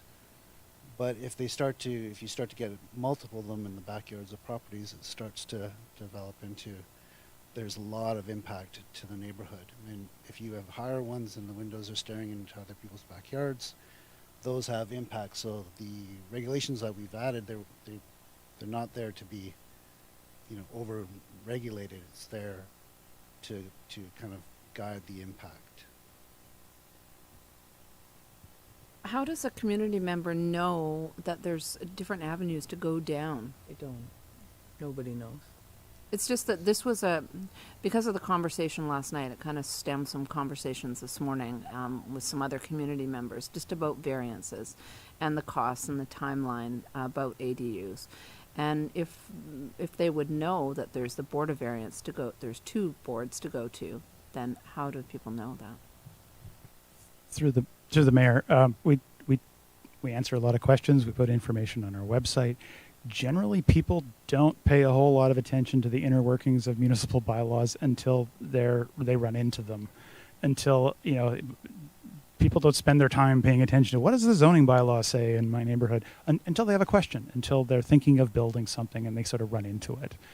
So it's a lot of education of people coming in saying, I'm thinking of building a garage, and they come to the counter and start asking questions, or they send an email, or they go on our website and see, oh, okay, we've got this.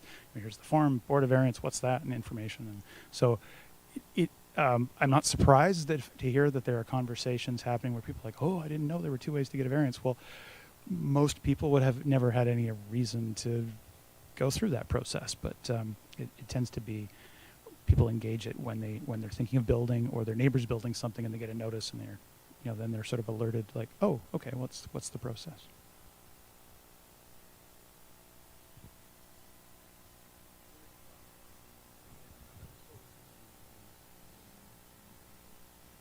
Focusing on the ADUs and because I think it's a good starting point, and because we can have 10 committee of the wholes and it would have been nice probably to see. I know you got a maximum height of 3.2 meters, I think, whatever that is, and some people might like it taller and wider and bigger, but again, those are options that can go to the variance board and go, hey, this is what we're trying to do, because I have another question. Is it not possible that if a variance is not approved, that the person isn't on the hook for that money? Through the mayor, the cost of development applications is up to council. It is, those fees are set in our fees and charges bylaw. They're partial cost recovery, essentially. So there have been times when council, like we had temporary use permits with the worker housing. It was sort of a COVID response to say, okay, well, let's have a batch of these, and council waived the notification fee because we took that on as part of it. But they're set by bylaw, and it really is a balance of sort of the user pay as opposed to taxation paying for all of the services, but sometimes how, to what degree and how much cost recovery is in those fees is really like how, if there's a, so I'm not describing this well, if there's a desire to make it less of a hurdle, then there can certainly be lower fees, but those costs would be carried elsewhere. So there's sort of a balance there, but they are set by bylaw, and they certainly can be reviewed and updated at council's discretion. Okay, you have something? And do you have anything on ADUs? Anything else? No, but I will just say I'm not trying to be nitpicky about things, because if you're going to spend $300,000 or $400,000 on building a detached dwelling, that probably $1,100 isn't the worst thing. And the reality, I've said it again, I think for a lot of the new builds that are coming before us, I think there's for a lot of people that may have wanted an ADU, they may have missed the boat here. There's probably a lot of people that wish they had this option 2 years ago. I have a question. Oh, good. Let me see if it comes out right. So Okay. instead of variance, couldn't you just deal with the whether it's on your property, however, but deal it with the floor area ratio? Is that part of that? Through the mayor, there variances. Okay, council has the authority to grant variances for some things and not others, and that's under the legislation, under the Local Government Act. So use and density are the things you can't vary. So if someone's changing the use from, say, residential to commercial, or I want to, rezone my property, that change of use has to be done by a bylaw amendment as opposed to a variance. I'll confuse things further by saying, like, a temporary use permit is kind of like a variance for uses, in that you're saying, okay, for a period of time, you can have a use that isn't allowed by the zoning. That's sort of a unique one. But generally, so use and density. Now, density gets to floor area ratio, lot coverage, and lot size if you're doing subdivision of land. So those things, again, they're not varied. They're done by a zoning bylaw amendment. Whereas setbacks, height, those are the sort of typical things that you see variances for. In this discussion, I recall that when we presented this to council initially, this is a bylaw that's been drafted and has gone through a public hearing. There was also some of the options of further things that could be done, looking at specific to the accessory dwelling units, the cottage. Some communities have defined a development permit area here's guidelines for how to build a cottage in the backyard, and calling it intensive residential development. They can, basically apply a development permit area for the form and character of those cottages or cabins, whether it's in the backyard or the front yard, whatever the guidelines sort of say. That's outside of this bylaw. That would be something that would be, I think was recommended. That could be a discussion for a committee of the whole meeting. It could be if that was the desire to have those sort of guidelines that suggest, which are a little more flexible, and put that in place, then perhaps the regulations that are in the zoning could be less, so not rely on setback or a line in the zoning that says it must be in the rear yard or the front yard or whatnot. Put it in the guidelines so that there's a little more flexibility on the sort of placement of it, if that's an issue. Hope that helps.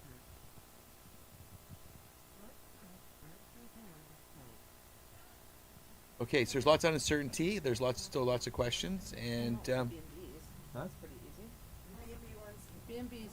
B&B one's easy. The ADU, I mean, we all support secondary detached dwellings where they fit, but how they fit or the exact location on the property and the parameters, I think we're all kind of like, but we understand that some things are the order in which some things need to be regulated or legislated, or I don't even know the right words for it, but we get it, but we want them. Yes. But It's a good start. yes. that's right. You got to start somewhere. Good start. We're not going to hit a home run out of it. Sure. But can I talk about the B&B for clarity here? So everybody's fine the way the B&B is presented here? No, oh no.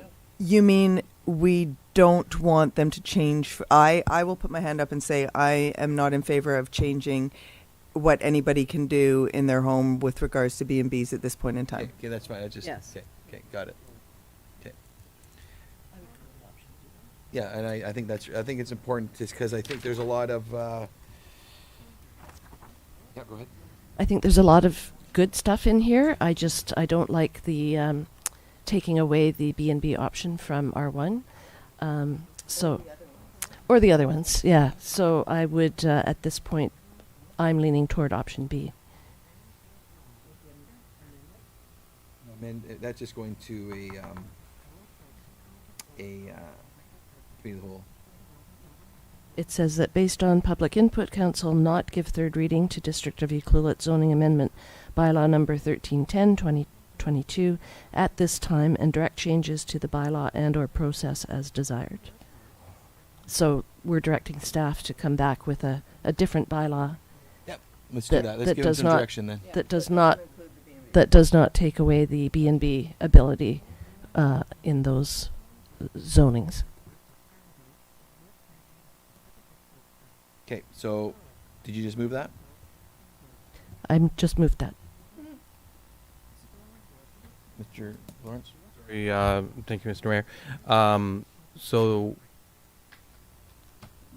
in order for staff to make amendments to this bylaw, we need more specific direction. We'll get you that here. Yeah, so I think the resolution, the suggested motion that Mr. Gregg has put forward under option B is that if it's referred to a committee of the whole, and then council can discuss the bylaw in more detail to determine the exact modifications to the bylaw that you would like to consider. And then you can go through it, basically line by line if council desires. Identify sections that you want to pull out or retain, and also identify any additional actions that council would like to look at. I know there was one comment regarding, notification of new B&Bs to neighbors or something like that. So if there's something that council would like staff to look at as an alternate option, that would be a good avenue, unless council currently has specific modifications that they would like to make to the bylaw, and then we just make that and return it back to council for consideration.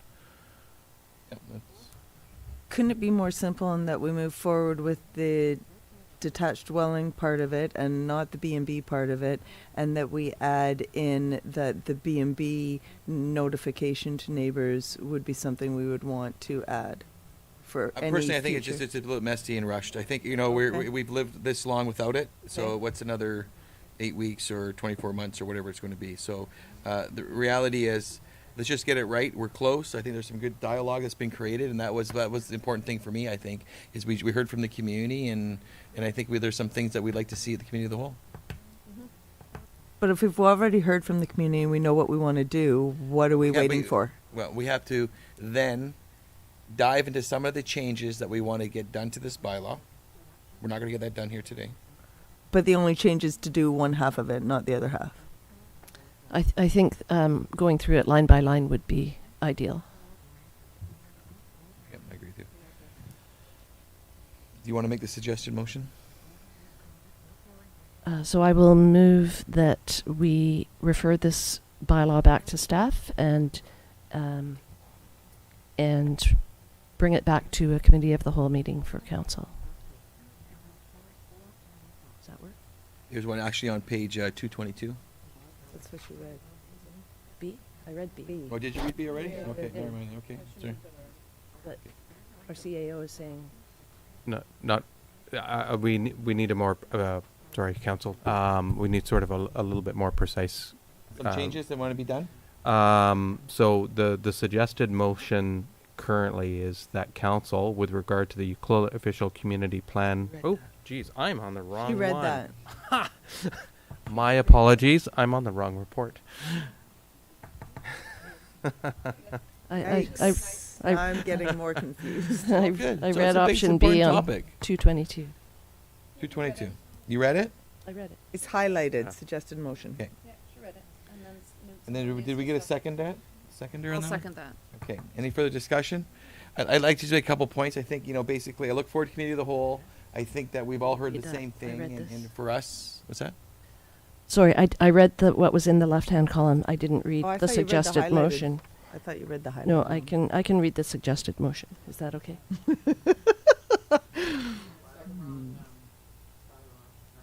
Yeah, it does. It says 306.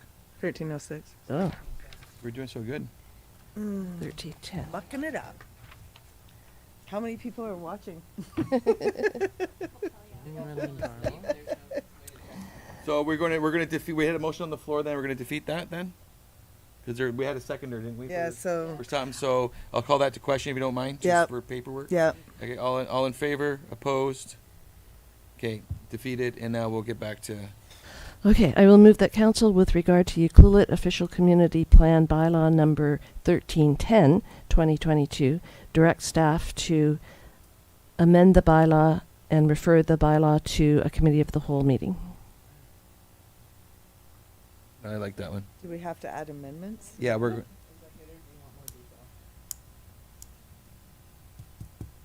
I'm sorry. I'm just gonna, if I may, Mr. Mayor, pose a question to Yeah, Mr. yeah, Gregg. do it. This is not the official community plan bylaw, is it? No. That is an incorrect, That was an error in incorrect the. reference. That was a copy and paste, I think, as a victim of having So you four zoning four amendment. items on the public hearing. So yes, it would be zoning amendment bylaw That's number a good 13. one. Thank Zoning you. amendment bylaw. I knew something was wrong.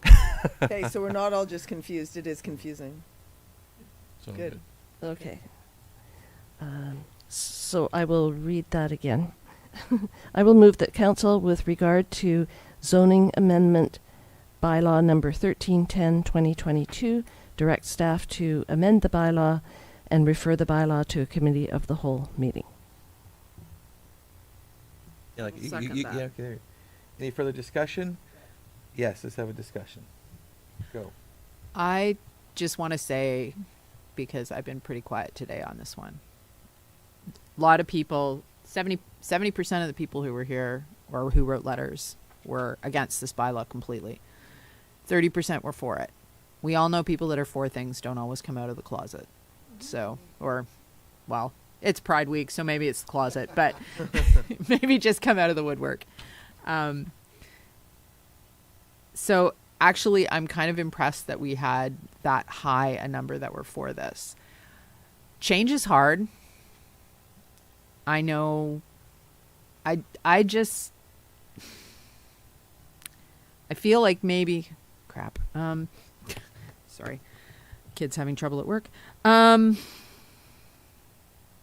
Do we really want to just let everybody have B&Bs? I really think we need to come up with a system. Maybe it's that we need, as we were discussing earlier, maybe we need longer time to, they've got a year to decide they do or don't want to, Rochelle, retire and run a B&B on your property or whoever. But I think we need to do something about the B&Bs. Otherwise, we're going to continue to see that exponential rise. Remember that graph that Mr. Gregg showed yesterday? All those people that went, oh my God, I'm going to lose this, and applied. And I mean, that graph was already an exponential curve. As Mark said yesterday, that's a population biology curve I've seen a million times in my ecology classes. And it's dangerous. And we need to do something. And not everybody's going to be happy about it. So I'm just going to say that change is hard, but change is also the only constant. I agree that change is hard, and I don't think we're going to please everybody, but I cannot sit up here and do that, and that division just doesn't sit well with me, with dividing the people that already have B&Bs. Haves and have not. Haves and haves not. I would support keeping the B&B. I got different numbers, and I'm not a mathematician, but I had 87% of the people that commented between our agenda and the late agenda and the comments that happened in-house. I had 85% that were not in favor of the change in the B&B status. So we have different numbers. Councillor Hoare, regardless, I definitely felt overwhelmed by people kind of supporting what my initial reaction was. And when I went home and checked the numbers, that's why I was kind of happy with myself that yeah. So my numbers were different. And, as Councillor Hoare said, I've been approached by many people that are also in favor of what's been presented to us. They didn't speak up. So I think, trying to find some happy balance, because I think there needs to be this a bridging, and I think out of the committee of the whole, I would like to see a bit more community dialogue. I think we already know, and I'd like to work on how do we present this, and I think everybody listed that out. I think with making sure neighbors are notified, making sure that there is a full-time owner that's living on site, regardless that if they have a short story that they're everybody has and I think we can appreciate that the one person that phoned in whatever that story was. The point is that's not what we're attacking here. We're just trying to make sure that all of us during our economic ups and downs in the community, that people have the ability to I'm not going to use the word profit, but continue to live in the community, produce in the community, and enjoy the West Coast. So, and I think this is what's been presented to us. It's giving a lot of that, but I don't think it can't be at the sacrifice that people are going to jeopardize any kind of their lifestyle, I guess. But so I do see some good in there, and I just it's a tough one. And I go back to you, Bruce. That thanks for just putting it before us here, because we didn't this conversation wouldn't have boiled up, and it would be 2 or 3 years down the road, and it would be actually be a disastrous situation that we'd find ourselves in. So, I already got a seconder, I think. We had a seconder over here from Councillor Kemps. Was that any further discussion? So do you need some more clarity from us? Like, I think, I know we've been babbling here all afternoon, but If I may, through the mayor, I think perhaps letting this vote on the motion is one thing, and then it would perhaps help to have some clarity as we're drafting changes for, to prepare for that committee of the whole discussion. I have a question, but I think maybe a little. I know there's a motion on the floor, so perhaps. okay, then that's fine. let So you do that we'll first. say all in favor? This regarding the committee of the whole? Better. Yeah. All in favor? Opposed? Okay, carried. And then how can we give you some clarity? Through the mayor, thank you. And I think, bringing this forward was really in response to, since 2018, some of the discussions around housing and the OCP development and the housing needs assessment. And as is highlighted, councils back in September set some goals for bylaw changes. Those there were 4 goals, and the first 2 were prioritize long-term residential housing, and then second, to slow and contain the proliferation of short-term vacation rentals within residential neighborhoods. And those 2 things are what this bylaw is sort of crafted to do. It would help to have some direction on, are those still the goals of council? And because I'll leave that question there. So is your question that with the decision we just made, that you feel like we've contradicted what our goals are? Through the mayor, the discussion around the bed and breakfast, to leave it in all of the zones, or to leave it as it is currently in the zoning unchanged, it really gets back to that question of, does council or the community want to have a say before new bed and breakfasts are established? And if it's to leave it unchanged where it is a outright sort of permitted secondary default use, if you will, we have limited tools to be slowing and containing the proliferation of those vacation rentals. I guess some clarification of the goal would help if we're making changes to the bylaw. I think slowing down is what we did in the vacation rental area. I think vacation rentals and B&Bs are totally different things in a sense, because there's not the owner or person living full-time in the unit if it's a vacation rental. Through the mayor, that the discussion back in September was primarily around the bed and breakfast in residential zones and what was the pattern that was being seen, as that was coming forward in the housing needs assessment as well at the same time. So that term's been used a bit interchangeably, the vacation rental and bed and breakfast, when we're talking about single-family residential zones, if you will. So I don't want to be guessing what some of the changes or directions are, which is why I'm asking for discussion on that. It's just clearing my throat. Yes, she is. Go. No, so a couple of things. I think we're all very clear sitting at this table that a bed and breakfast and the way that it is sitting with R1 is and was always supposed to be a bed and a basket of croissants and some people living in their home, welcoming people into their home, sharing what the community has to offer, directing them where to go to buy a knick-knack or a souvenir, where to go for dinner, what tourist attractions or outfitters that they should suss out, or maybe even helping them with reservations for said eco tours, etc. And that vacation rentals were something else. Vacation rentals were solely meant, people aren't living in their homes, people are renting out their own whole homes, people don't have people living, like that was a whole other thing. And that's where the Airbnb thing came in, because that was a purveyor of the opportunity to rent a place out that you didn't even have to be in. You're not the person greeting them. You might be, but you're not. And I don't know what the percentage is, and I'm not an expert on that. But I think that we were all very clear when we said that we want to slow the vacation rentals and increase affordable housing and the 4 things or whatever that you said that we stated.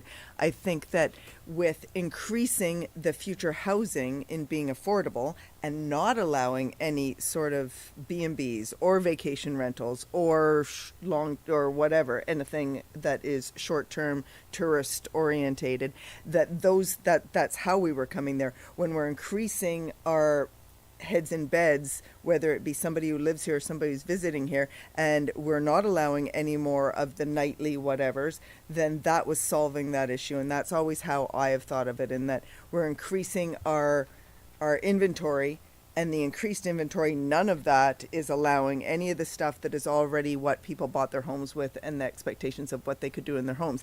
And if what they're doing in their homes is done properly, then I truly feel that that is an asset to the community and not a detriment, and that perhaps some of our focus should be shifted towards making sure that the people who have not been doing it correctly, the people who have been, albeit either cash cowing or breaking the rules or whatever they've been doing, because I know a lot of them, and I don't know if it's policed, I don't know what it means to do that, but I think that that's where the lens should be focused to solve that other piece, in my opinion. The people who are doing it already and doing it wrong need to stop, and if they want to do it right, great, because they're zoned to.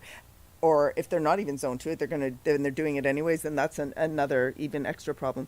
But I think that we were going to see that coming to that percentage that we wanted of both, by increasing our inventory and not allowing any more of the things that we didn't want. So, yes. Councillor McEwen? So that's where our software program, Host Compliance, is looking after those non-compliant vacation rentals, which may be a B&B, it may not be. It may be a vacation rental where the owner doesn't live there and should be living there. So that's the program that is. But we don't have a report on how successful that has been, because we've had one come before us, and we remember that, and it was a Zoom meeting, and it was brought to our attention, and it was complaint driven. And I get that a lot of these things have to be complaint driven to investigate, and we do have that software program, but I don't see a lot of that statistical information. And I'm only saying it out loud because I hear it probably from half a dozen people a week about so and so is doing this, and they're not allowed to do this, but they're doing this, and they're not even home, and they're doing this and they're doing that. So Again, But Mr. Gregg said we were at about 98% compliance through the mayor. Through the mayor. That was, yes, that's maybe a little out of date, but roughly we have high level of identifying what are those B&Bs. The balancing of the 60-40 housing to tourist accommodation within the community, when we were talking about like sort of what are the growth scenarios, those were all based on the assumption that we'd be capping B&Bs and there would not be additional B&Bs going forward. The recognizing in the discussion in September, recognizing the existing ones was important. So that's what that further bylaw we haven't got to around was creating that overlay to say, well, existing ones and ones that are almost there would be sort of recognized, but further addition of new bed and breakfast, because that is a form of a tourist accommodation, was not accounted for in the growth scenarios that we looked at in our OCP, which is why we're looking for, or I'm asking for a little clarity if we're making changes. I just want to be clear on what is the target, what is the goal. So you're saying in the OCP projections, they were based on us nullifying this? The discussion in November about the growth scenarios, Yep. where it was the low, medium, and high, and there was a discussion of and sort of landed on the lowish growth scenario. All of those scenarios were based on the first assumption, which was these all assumed capping B&Bs, so that the existing ones were accounted for, but there would not be additional B&Bs showing up in the existing or future single-family residential zones, which is why we brought this bylaw forward. I would agree. The future part, yes, because we've done that very clear in everything that we've rezoned. But existing, I don't recall that. Through the mayor to Mr. Gregg, you used the word assumption. So I'm wondering where that word comes from, because we're sitting up here saying we don't agree that we knew that that's what we were saying. So you use the word under the assumption. What do you got There you go. Assumption. So this was one of the panels that were in the hallway and the discussion in November around the growth scenarios. We started by talking about, what about B&Bs? I think was the name on one of the posters on the walls. So this was a discussion of like, what are the assumptions going into those scenarios of how much growth would occur? And so we had footnotes on the thing around like all the different stuff. So this was showing the pink area was within existing residential areas. And so the bars on the bottom, sort of what was showing what's existing. I should highlight it so others can see what I'm pointing at and not just assume here. I'll just get my highlighter. It's So, interesting you read so that it 'cause was, I this was showing the existing. I didn't really like that the- either. And so that assumption that was the basis of all this was that all scenarios assumed B and Bs were no longer the default in the residential zones. And we've done that in all our rezonings. And honestly, when I read that, I still not reading it the way you're reading it, because when I in all scenarios assume B and Bs are no longer the default in residential zones, and we've done that in Metano, we've done that on next door, we've done it and honestly, that's the way I'm looking at it. I'm like, okay, from this point forward, we need to actually be firm about it. That's the way I'm reading it. And so there's that is maybe a fault of how we that we need to make sure that we have a common understanding of this, because the growth projections, as I was presenting, that if the bed and breakfast continues to grow and within people, there's 170 vacant lots within town today, as they build out a single family under the current zoning, we will see more bed and breakfasts. The projections of that lowish growth scenario will not come. We will move past that very quickly, with more tourist accommodation than was really being anticipated in the OCP. No, I went to. Okay, so will be during the committee of the whole that we're going to get some information. Will we be able to be provided with the amount of B&Bs that actually have the owners that live in them, to opposed to long-term rentals in there, long-term renters? I think it would be difficult to pull that data. We'd have to go through all of the business licenses, and it would really be trying to match who's registered on title versus contact information. We could get pretty close at it. We wouldn't. It's not something we can just put our finger on and have there's a column there that shows it directly. But we could certainly look into that. You wanted. Sorry, I wanted to ask the question because when you had that up there, Mr. Gregg, through the mayor, sorry, I've been asked a whole bunch of times in the last 24 hours because I think Matt brought it up and David sent a nasty email and whatever about who asked for this work to be done to then come to us, and is it because of that when we made that decision and there was this assumption and we all thought it meant something different, however, to you that read that moving forward we needed to propose things like what came to us, because I do thank you for all your work, and people are noting, like asking, well, how much time did it take for let it in, and it's not something we wanted, and who asked for that to happen, and was that the trigger? Because I didn't want to ask because I don't know, I didn't want to ask because other people can ask, but was that what triggered the process to start to do all that work to then bring it to us for then the community to be Through the mayor, the timeline of this goes back to 2018 in the OCP. Remember that we had used the main hall pre-COVID when we had the big open house, and there was a whole number of issues, and housing was one of them. And it was the magnet where we had board around, what about short-term rentals in my neighborhood and B&Bs, and people were voting with dots and whatnot. That led to the short-term housing action plan that's in the OCP that council first endorsed in 2018. That really it's the housing needs assessment, that report in last September when council sort of set those goals, which was about bed and breakfasts, and following that, as because the housing needs assessment, that same meeting you're receiving the initial findings from the consultant, which was talking about what people were telling them, what they're experiencing in housing challenges in the community. In November, we then one of the motions the council had made was, well, we need to look at growth and what's the overall growth within the OCP. November, we prepped all of that work for that discussion in the community. The whole meeting, all of that led to, okay, how do you now, this is all study, discussion, goals, how do you actually put it into effect? That led to this bylaw amendment. So it wasn't one trigger, it was all of those leading to, the community has a housing problem. We don't have control over all the factors. We don't have control over interest rates or online bookings and the popularity and changes in demographics and visitors and all the rest of it. you do have control of your zoning and your local bylaws.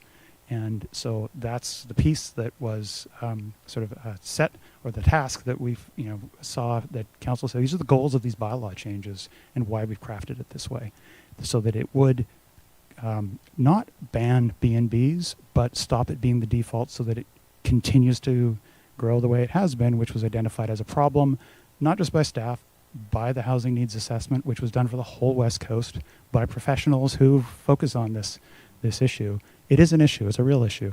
And so that bylaw is set to remove that as the default so that the community and council would have a say in establishing new B&Bs. And yes, that would affect, and it was, I think, always understood to affect existing residential zones as well as new development going forward, because the new development going forward isn't enough to solve the problem. And that's was really the result of all the analysis of the housing assessment. So that's a long-winded answer, but I hope it explains, because I know It's that good for us to hear. question's been, where did this come from? Find there a few minutes about that what that sentence meant, because it's interesting to see the how we interpreted it, because we totally believe in it, and obviously with the decisions that we're making with rezoning applications and everything else, it's very evident that that's the thing that we stand firm on. So, I to move the conversation forward, I look forward to the committee of the whole, and I know you're trying to get some more answers out of it. But my biggest ask is, Councillor McEwen's asked for notification to neighbors, which you've done that in there. It might look a little bit different. Or what did I say? Jesus. Yeah, I did. Pointing. Anyways, I was trying to get, and then the definition of a B&B, right? I think that's one of the things that, for me, on a simple thing about what does that look like, and I think it needs to be owners living in B&Bs. And out of those 170 lots, if that's 170 families that move to town that decide that maybe 50 of them are going to be odd light need a rental, and some are school teachers, and some might even work with you guys, I don't know. And it's just like, that's unfortunately what works in the community. I'm not scared of and we saw that last night. I'm not scared of a few more B&Bs, even another 50 B&Bs, but I'm scared if the 35 of them are owned by people that have a Vancouver address or Alberta address, and they're not participating in our community. I think that's where the unbalance becomes for me, and I think we've all said that. And I think I take great comfort in knowing that things like Monado and things like over here, that we've already said right away that there's none of that. So I feel like we're already tipping the scales in that direction and said what we thought our intent was. What our intent was. We just read the wording differently, in my opinion.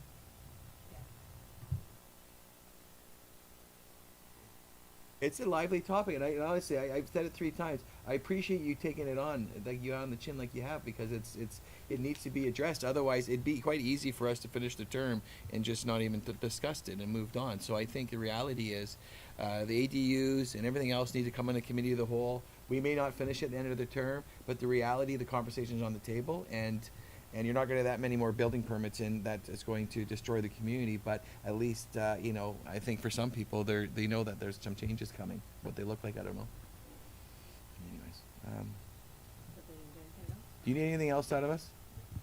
We didn't answer any questions. No, and I think that I agree that, and you heard it in the public hearing. It is a big community topic and a really healthy discussion. And what I appreciate with the number of people who were speaking and sharing their comments, and the range of opinions I think is healthy and important. So thank you. Well, thank you, Bruce, and I mean that. So we done. Did we? He was asking for clarity. We didn't give him any, but he's going to. Well, hopefully, you'll ask us a few questions between the committee of the whole and so we can move that one ahead. Move forward. That's correct. Bylaw. The report number 5. We can move on, and going to reports. Thank you for being patient, Ms. Monteith. Okay, this report is provided by the Chief Financial Officers regarding the 2021 Statement of Financial Information Report. Good afternoon, through the mayor. The Statement of Financial Information is required under the Financial Information Act. I just take the information based on the audit that was done not too long ago. And we have to just produce a few schedules over and above what the regular audited financial statements show. So the report is attached. If you have any questions, it's due to the province tomorrow.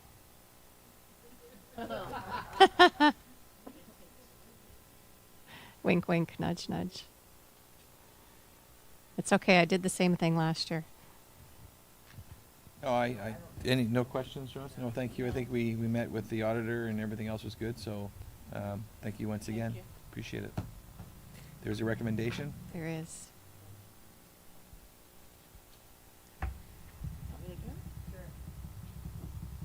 I'll move that council approve the District of Ucluelet 2021 Statement of Financial Information as attached to the June 29th, 2022 staff report number 22-95.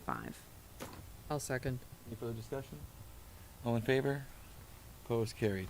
Thanks again, Ms. Monteith. Welcome. Thank you. And the next report is provided by the Manager of Corporate Services is regarding consideration of the 2021 Annual Municipal Report. Ms. Mason. Good afternoon. In your agenda package is the 2021 annual report.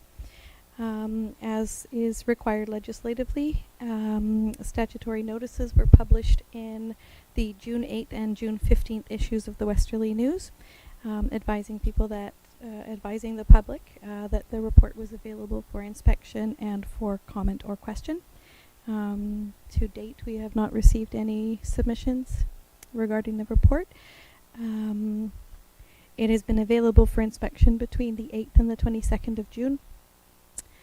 And it will become our official annual report after it has been reviewed and received by council. If you have any questions, I'm happy to answer. Any questions or comments? I think it looks fantastic. I love the formats that have been used the last few years, and it looks great. So thank you.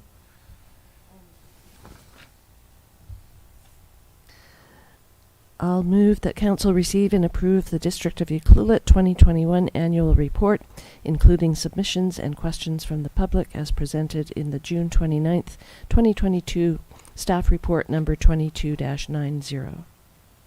I'll second. Any further discussion? All in favor? Opposed? Carried. Okay.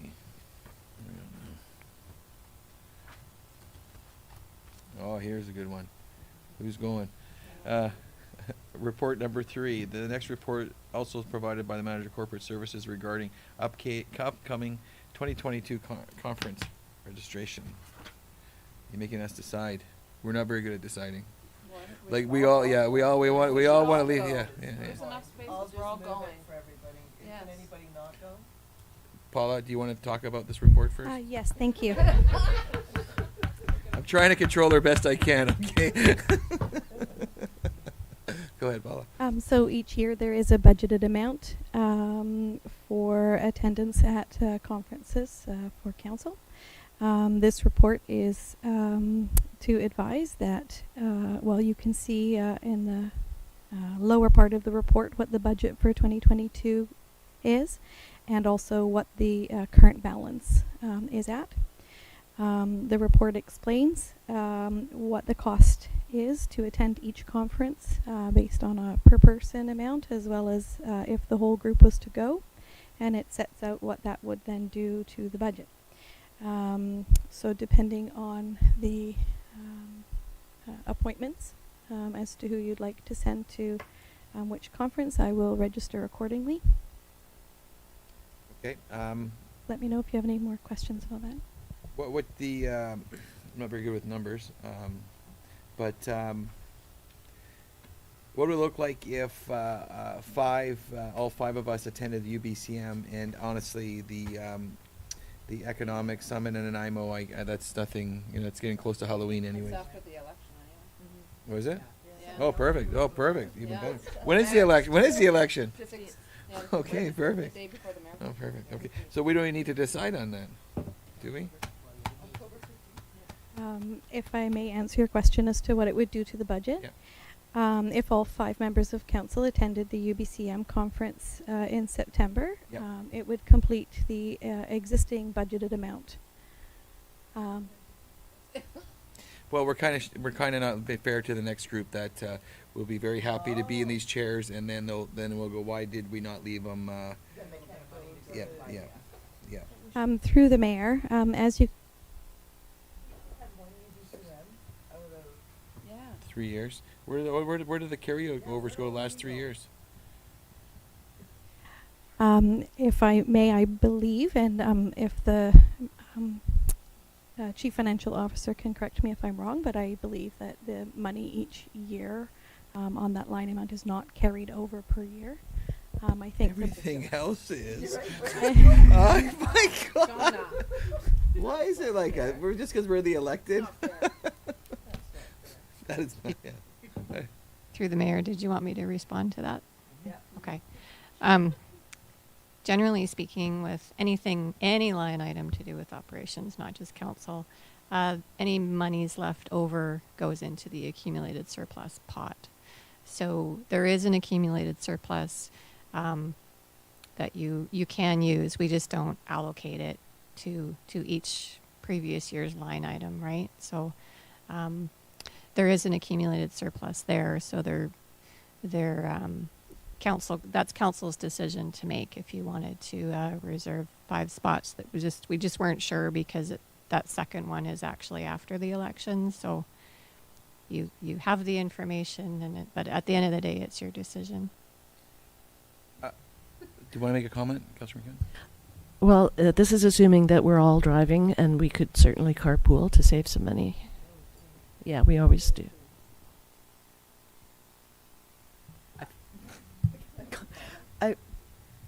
May I make a comment through the mayor that I think that, so the monies weren't used and they were put someplace, so they're no longer allocated, but the monies are still there and they're going to get used for something. So I think that the new elected would be able to utilize those funds if they so wish to attend the State of the Island Economic Summit after they're elected.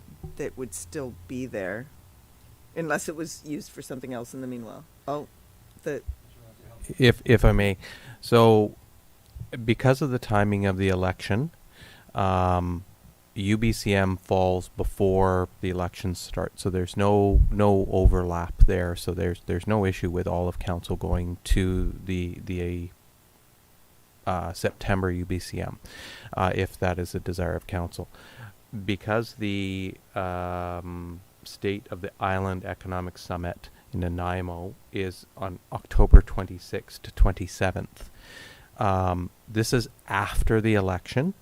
Council members that are returning or running, right, and are elected, will know whether or not they're representatives of the municipality. Starting on November 1st is when they get sworn in. So there's this very awkward time between October 15th and November 1st. So of any councillor that or mayor or council that decides to run and is re-elected, then it could be entirely appropriate for them to attend this conference. On the other hand, if they are not returning for whatever reason, then it's a very awkward thing for somebody that is not returning to council to represent the municipality after the election. So this is a very, very awkward thing, and it's dependent on council. What you want to do, you would still be elected representatives of the municipality up until the new council is sworn in. So we need direction, because this is typical for council to go to, or this council to go to, whether or not council elects to attend this year, or maybe possibly reserve 1 or 2 spots, And that might be more appropriate than all of council. It depends on what you want I to don't do. think I think we've all gone once. In 8 years, I think I've been attending this thing once. So So I would make the motion on that one. I would say leaving 2 spots. I think I've been to 7 of them, Yeah. including Well, the you like one of those things. yeah, So. including the virtual ones. So is there an agreement that 5 for you? We go as a group to UBCM, and then we have, and then we would have, what did we say? A couple spots for. The other thing to bear in mind is that the registration pricing changes as well if we don't early register versus late registration. So can we register, generic, can we register, well, I guess we're all officially already, yeah. If I may, Yeah, please. we could reserve and register 2 spots for if it was a desire of council, and we would choose 2 names and then adjust it. My corporate officer is looking at me and giving me an evil eye here. I might defer this to Paula for comment. I did not mean to give you an evil eye. I think I can do that. I can't do generic names, but I can certainly update the names of the attendees, and we can put it into a couple of names and hold 2 spots. If I may, I hope it's okay to clarify if 2 spots or however many spots are held, do we need a motion for additional funding in the budget? If you could clarify that, Mr. Lawrence. Yes, we would. So because we're at the budget, we would need a motion to reallocate funding to support the other registrations. Okay, we'll make that one as a third motion after we make the first 2. So, just to be clear, we would have to put 2 people's names and then change them, Follow, look after that. but we could be very well paying for 2 spots, and even if 2 or more people were to rerun, it's not necessarily that they would get elected and the other people don't qualify to go. But to through who? What if nobody's sitting up here? Just sits up change here the. again? You just change the name. To who? If the new people aren't Oh, allowed the new to go. people aren't, the new people aren't actually sworn in. Through the Not picking mayor. up what I'm laying down. Right here, what you're saying. Through the mayor, there is a relatively good cancellation policy for being able to cancel the 2 spots. So my recommendation is that we hold 2 spots for now and see how it proceeds. That conference is a little weird though, because it is right in that gray area. It's kind of like a no-brainer that we just say, why even bother? I know, but whoever's 'Cause sitting in it's- these things. Yeah, may- but they're not even sitting in Well, these you're right. You're right. seats. That's not us. Okay. They're What do you not want to even do? sitting. No Just- one's sitting at. Well, we're still. We are still, but really, it's just weird. I think it's a weird. Honestly, And regardless just of that, do you want to send 2 people or not? No, I wouldn't. Yes. Yes. I got a yes here. So, what would be the cost difference between sending 2 people and having a good, whatever return policy, cancellation policy, as opposed to waiting and then paying the last minute amount because they're still going to take your money if there's still a couple people sitting up here and they still have the time and desire to go? Because there will be no hotel rooms left. Yeah, you need to get a couple hotel rooms. I agree with that. Basically, we're just trying to set for anybody on this table here that may want to go. Let's just think about that. So there's a probability there could be 2 people on this table that are still here that will want to go. That's all we're giving them the option. And if we forfeit $200, we forfeit $200. So they'll just to keep moving forward, if you don't mind. So someone can move. It's been lots of conversation today. Okay. Okay.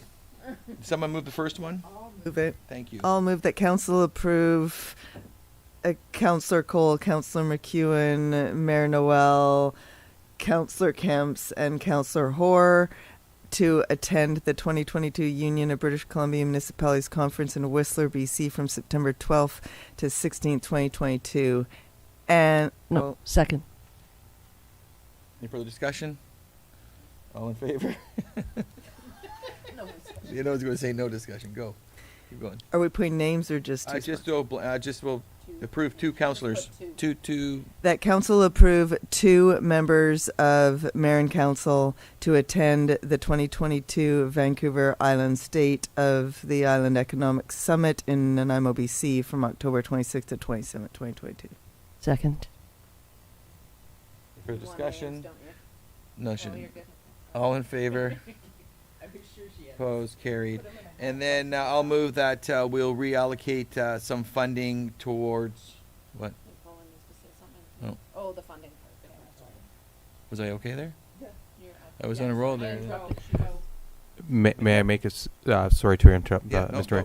Ray. May I request that you include a number in there? I would say maybe up to $5,000 Sounds good. for the registration fee, or to cover the registration fees for 2 members of council to attend the State of the Island. So I would just add an amount into your resolution, please. Sounds good. So I'll move that we reallocate $5,000 in funding towards the State of the Island Economic Summit in Nanaimo on October 26th and 27th for 2 council members. Second. All in favor? Opposed? Carried. Holy moly, huh? Whew, it's been a talky bunch. I liked it when we were quieter a couple of years ago.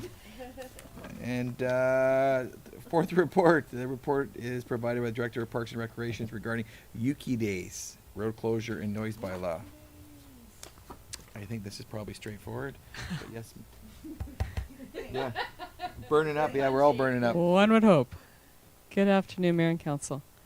Before you have, I'm looking for some authorizations for the closing of Fraser Lane on Friday night for the Village Green event, as well as a temporary closure between Penn Road and Madison Road to Seaplane Base for the Yuki Days Parade, and with which we're just in the process of getting a highways permit as well. And then lastly, to authorize the noise extension to 11 p.m. on this Saturday night. This allows us a little bit of wiggle room in terms of what we're presenting. And we have had no concerns over the years. This has been a relatively easy mix for the evening, and once we're shut down, we shut down pretty quickly and things go. I also wanted to add that we have been addressing some accessibility to the event as well, and we'll be working with outside agencies to provide accessible front gate passes, as well as the mission tickets for the kids this year will include a couple of tickets for the rides, and we are actually hoping to be providing 1 or 2 of the rides actually for free. Thank you. You can if you want. I will move that council approve option A to authorize the closing of Fraser Lane in front of the Village Green from 10 a.m. to 10 p.m. on Friday, July 22nd, 2022, to authorize the temporary closure of Peninsula Road between Madison Road and Seaplane Base Road from 10 a.m. to 10:45 a.m. for the Yuki Days Parade on Saturday, July 23rd, and to authorize Yuki Days festivities to act outside of the Noise Control Bylaw number 915/2003, Section 3G, to grant an extension to 11 p.m. at the Yuki Days Fairgrounds at 160 Seaplane Base Road on Saturday, July 23rd, 2022. Second it. Any further discussion? All in favor? Opposed? Carried. Okay, well, we look forward to that. Thank you, Ms. Fortune. Any notice of motions? We have some correspondence.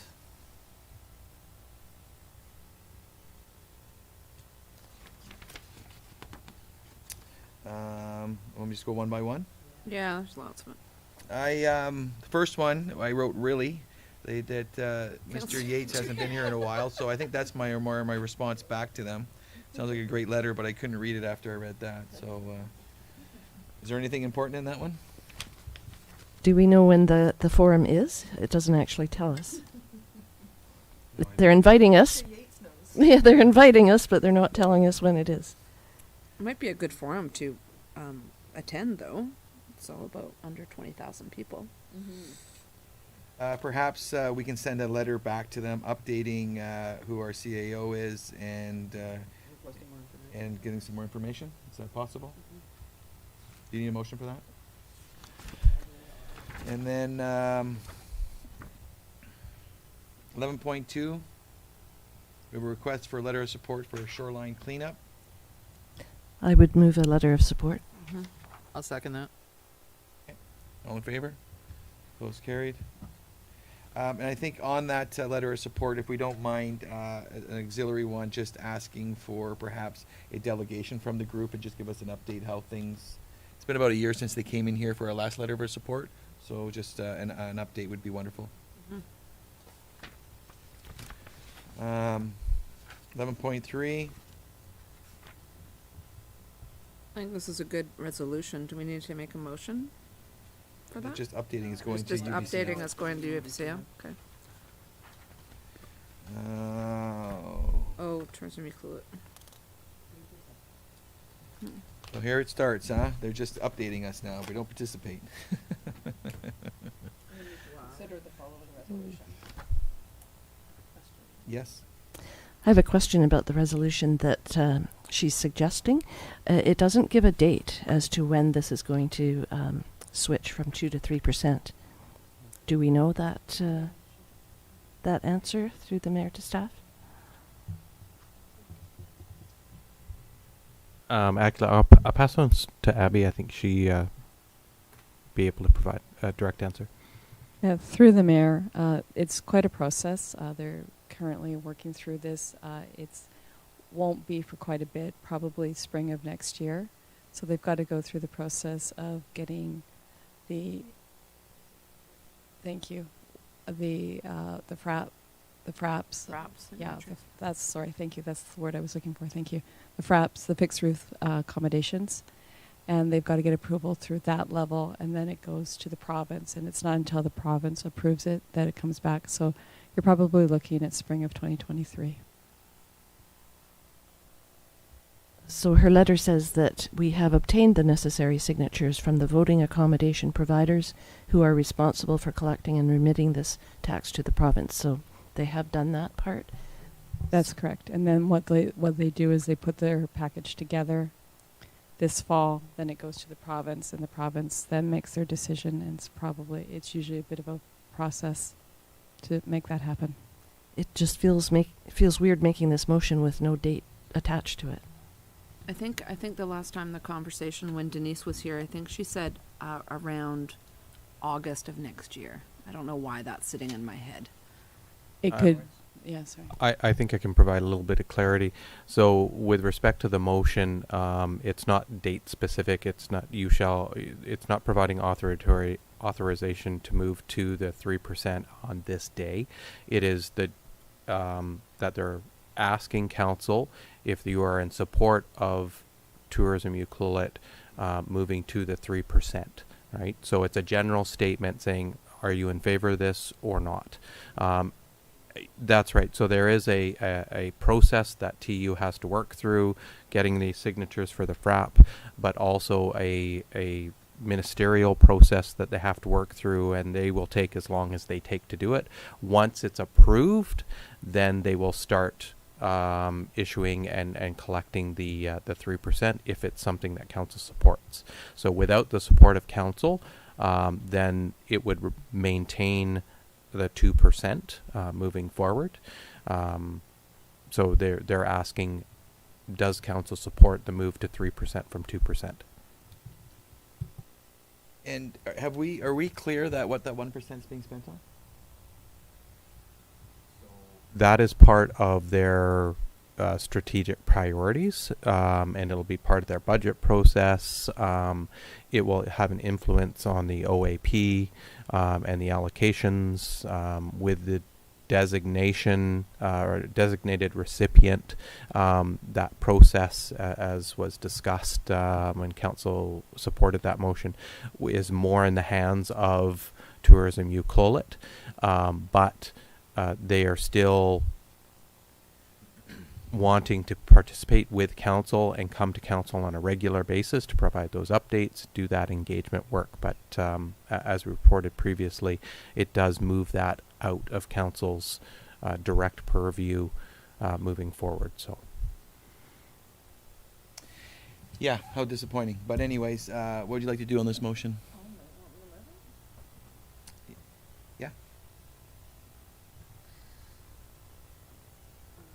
I'll move that council for the District of Ucluelet supports Tourism Ucluelet's application to apply for the municipal and regional district tax at the rate of 3% within the boundaries of the District of Ucluelet to support tourism marketing programs and projects, with Tourism Ucluelet as a designated recipient. Second. Okay, all in favor? Opposed? Carried. What's the next one?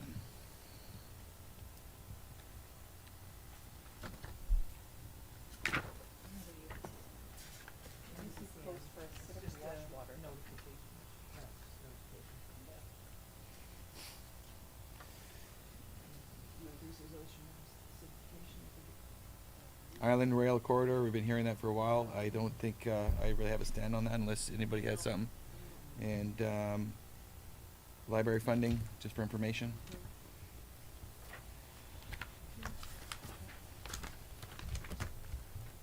Okay, we're moving along. Oh. Mayor's announcements. I apologize, Paula. I'm going to put you on the spot there.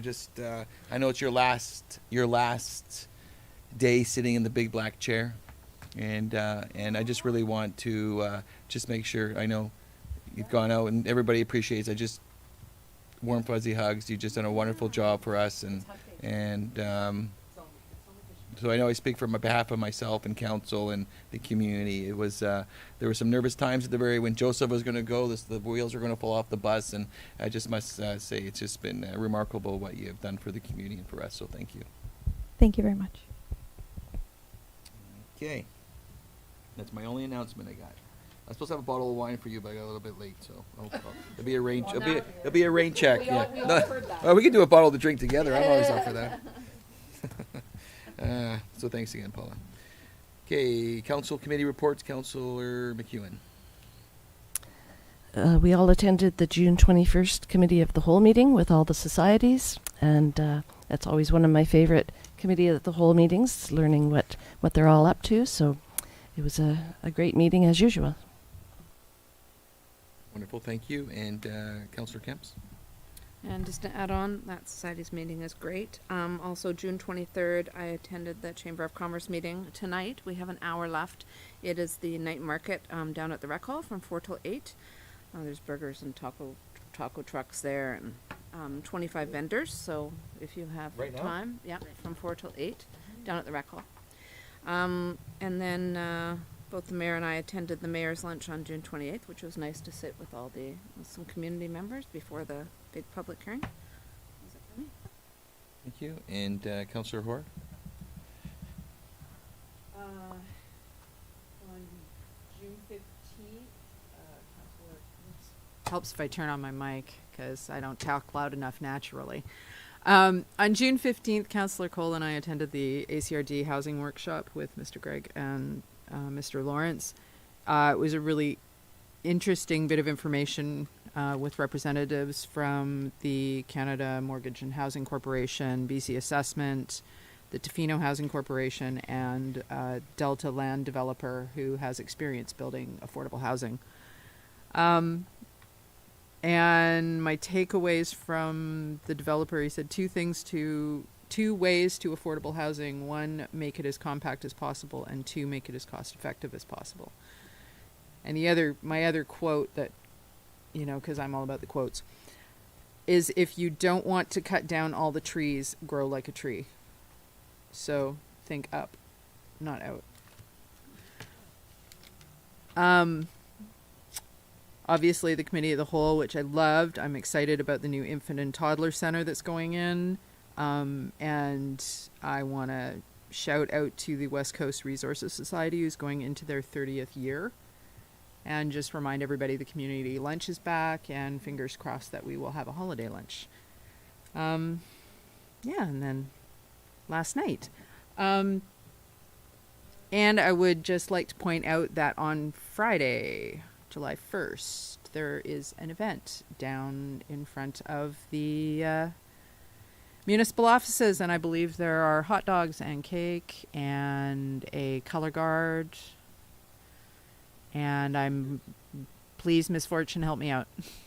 Thank you, through the mayor. Yes, we have our Canada Day celebration on Friday from noon till 3 with color guard, as Councillor Horace said, singing, cake, obviously. We'll have hot dogs as well as a kids zone and activities for everyone to participate in for this year, as well as some musical entertainment.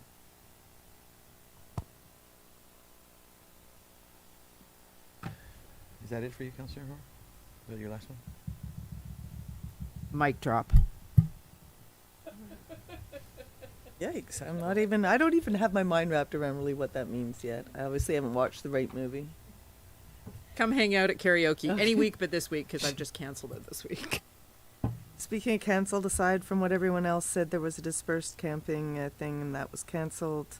There was Alberni Clayoquot Health Network meeting. That was the same day that the ACRD. However, that was mostly deciding grants and aid type thing that comes from them. It has a different name, but deciding who is going to get what ask through the Alberni Clayoquot Health Network from all of the West Coast regions. I think that's it. And if you want to hot dog a second day in a row, there's going to be a Cops for Cancer fundraiser at the UAC Hall. RCMP are going to be there. There's going to be a barbecue there, police and fire, and we're going to be, it's a bottle drive and garage sale by donation.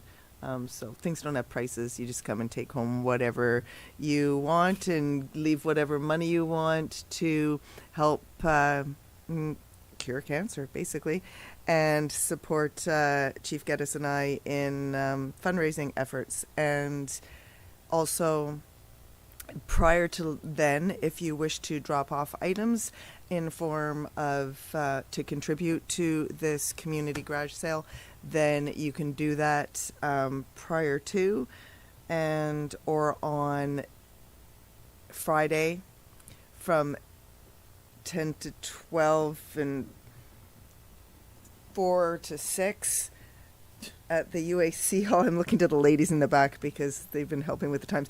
Anyways, reach out to me because there's time to drop off at a couple of locations prior to or on the morning of even. So come and leave what you want, take what you want, and help support the cause. Thanks.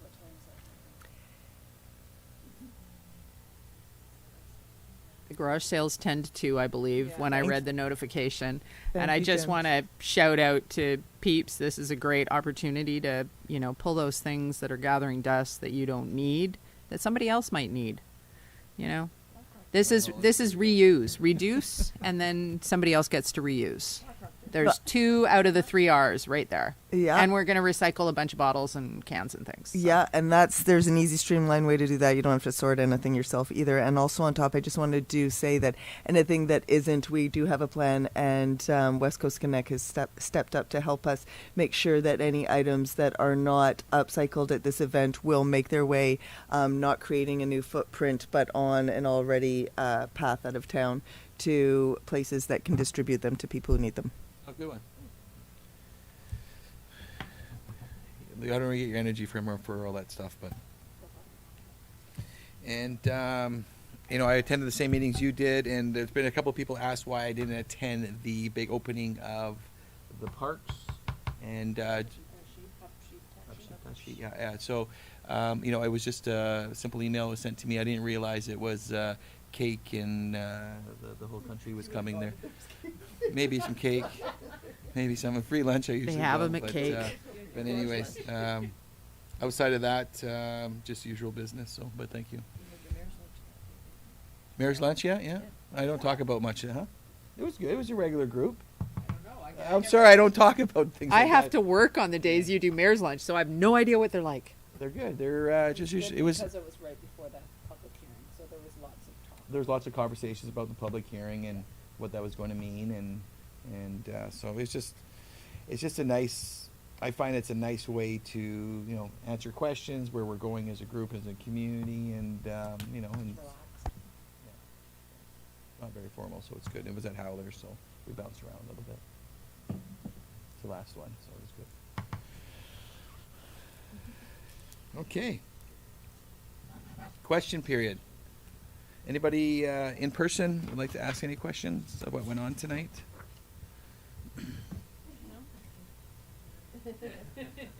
Okay, and then I'll move on to the, are there any questions via Zoom or telephone? There are no attendees left on Zoom, so no hands raised on We got hard to Zoom. watch after a while tonight, huh? It's all good. And lastly, have we received any questions via email to communityinput@ucluelet.ca? We have not. Okay, so I'll move that the meeting be closed to the public in order to address agenda items under Section 91 of Community Charter, labor relations, and other employee relations. Can I get a seconder? I'll second. All in favor? Opposed, carried. Okay, we are now going to our closed section. Yeah, we'll take.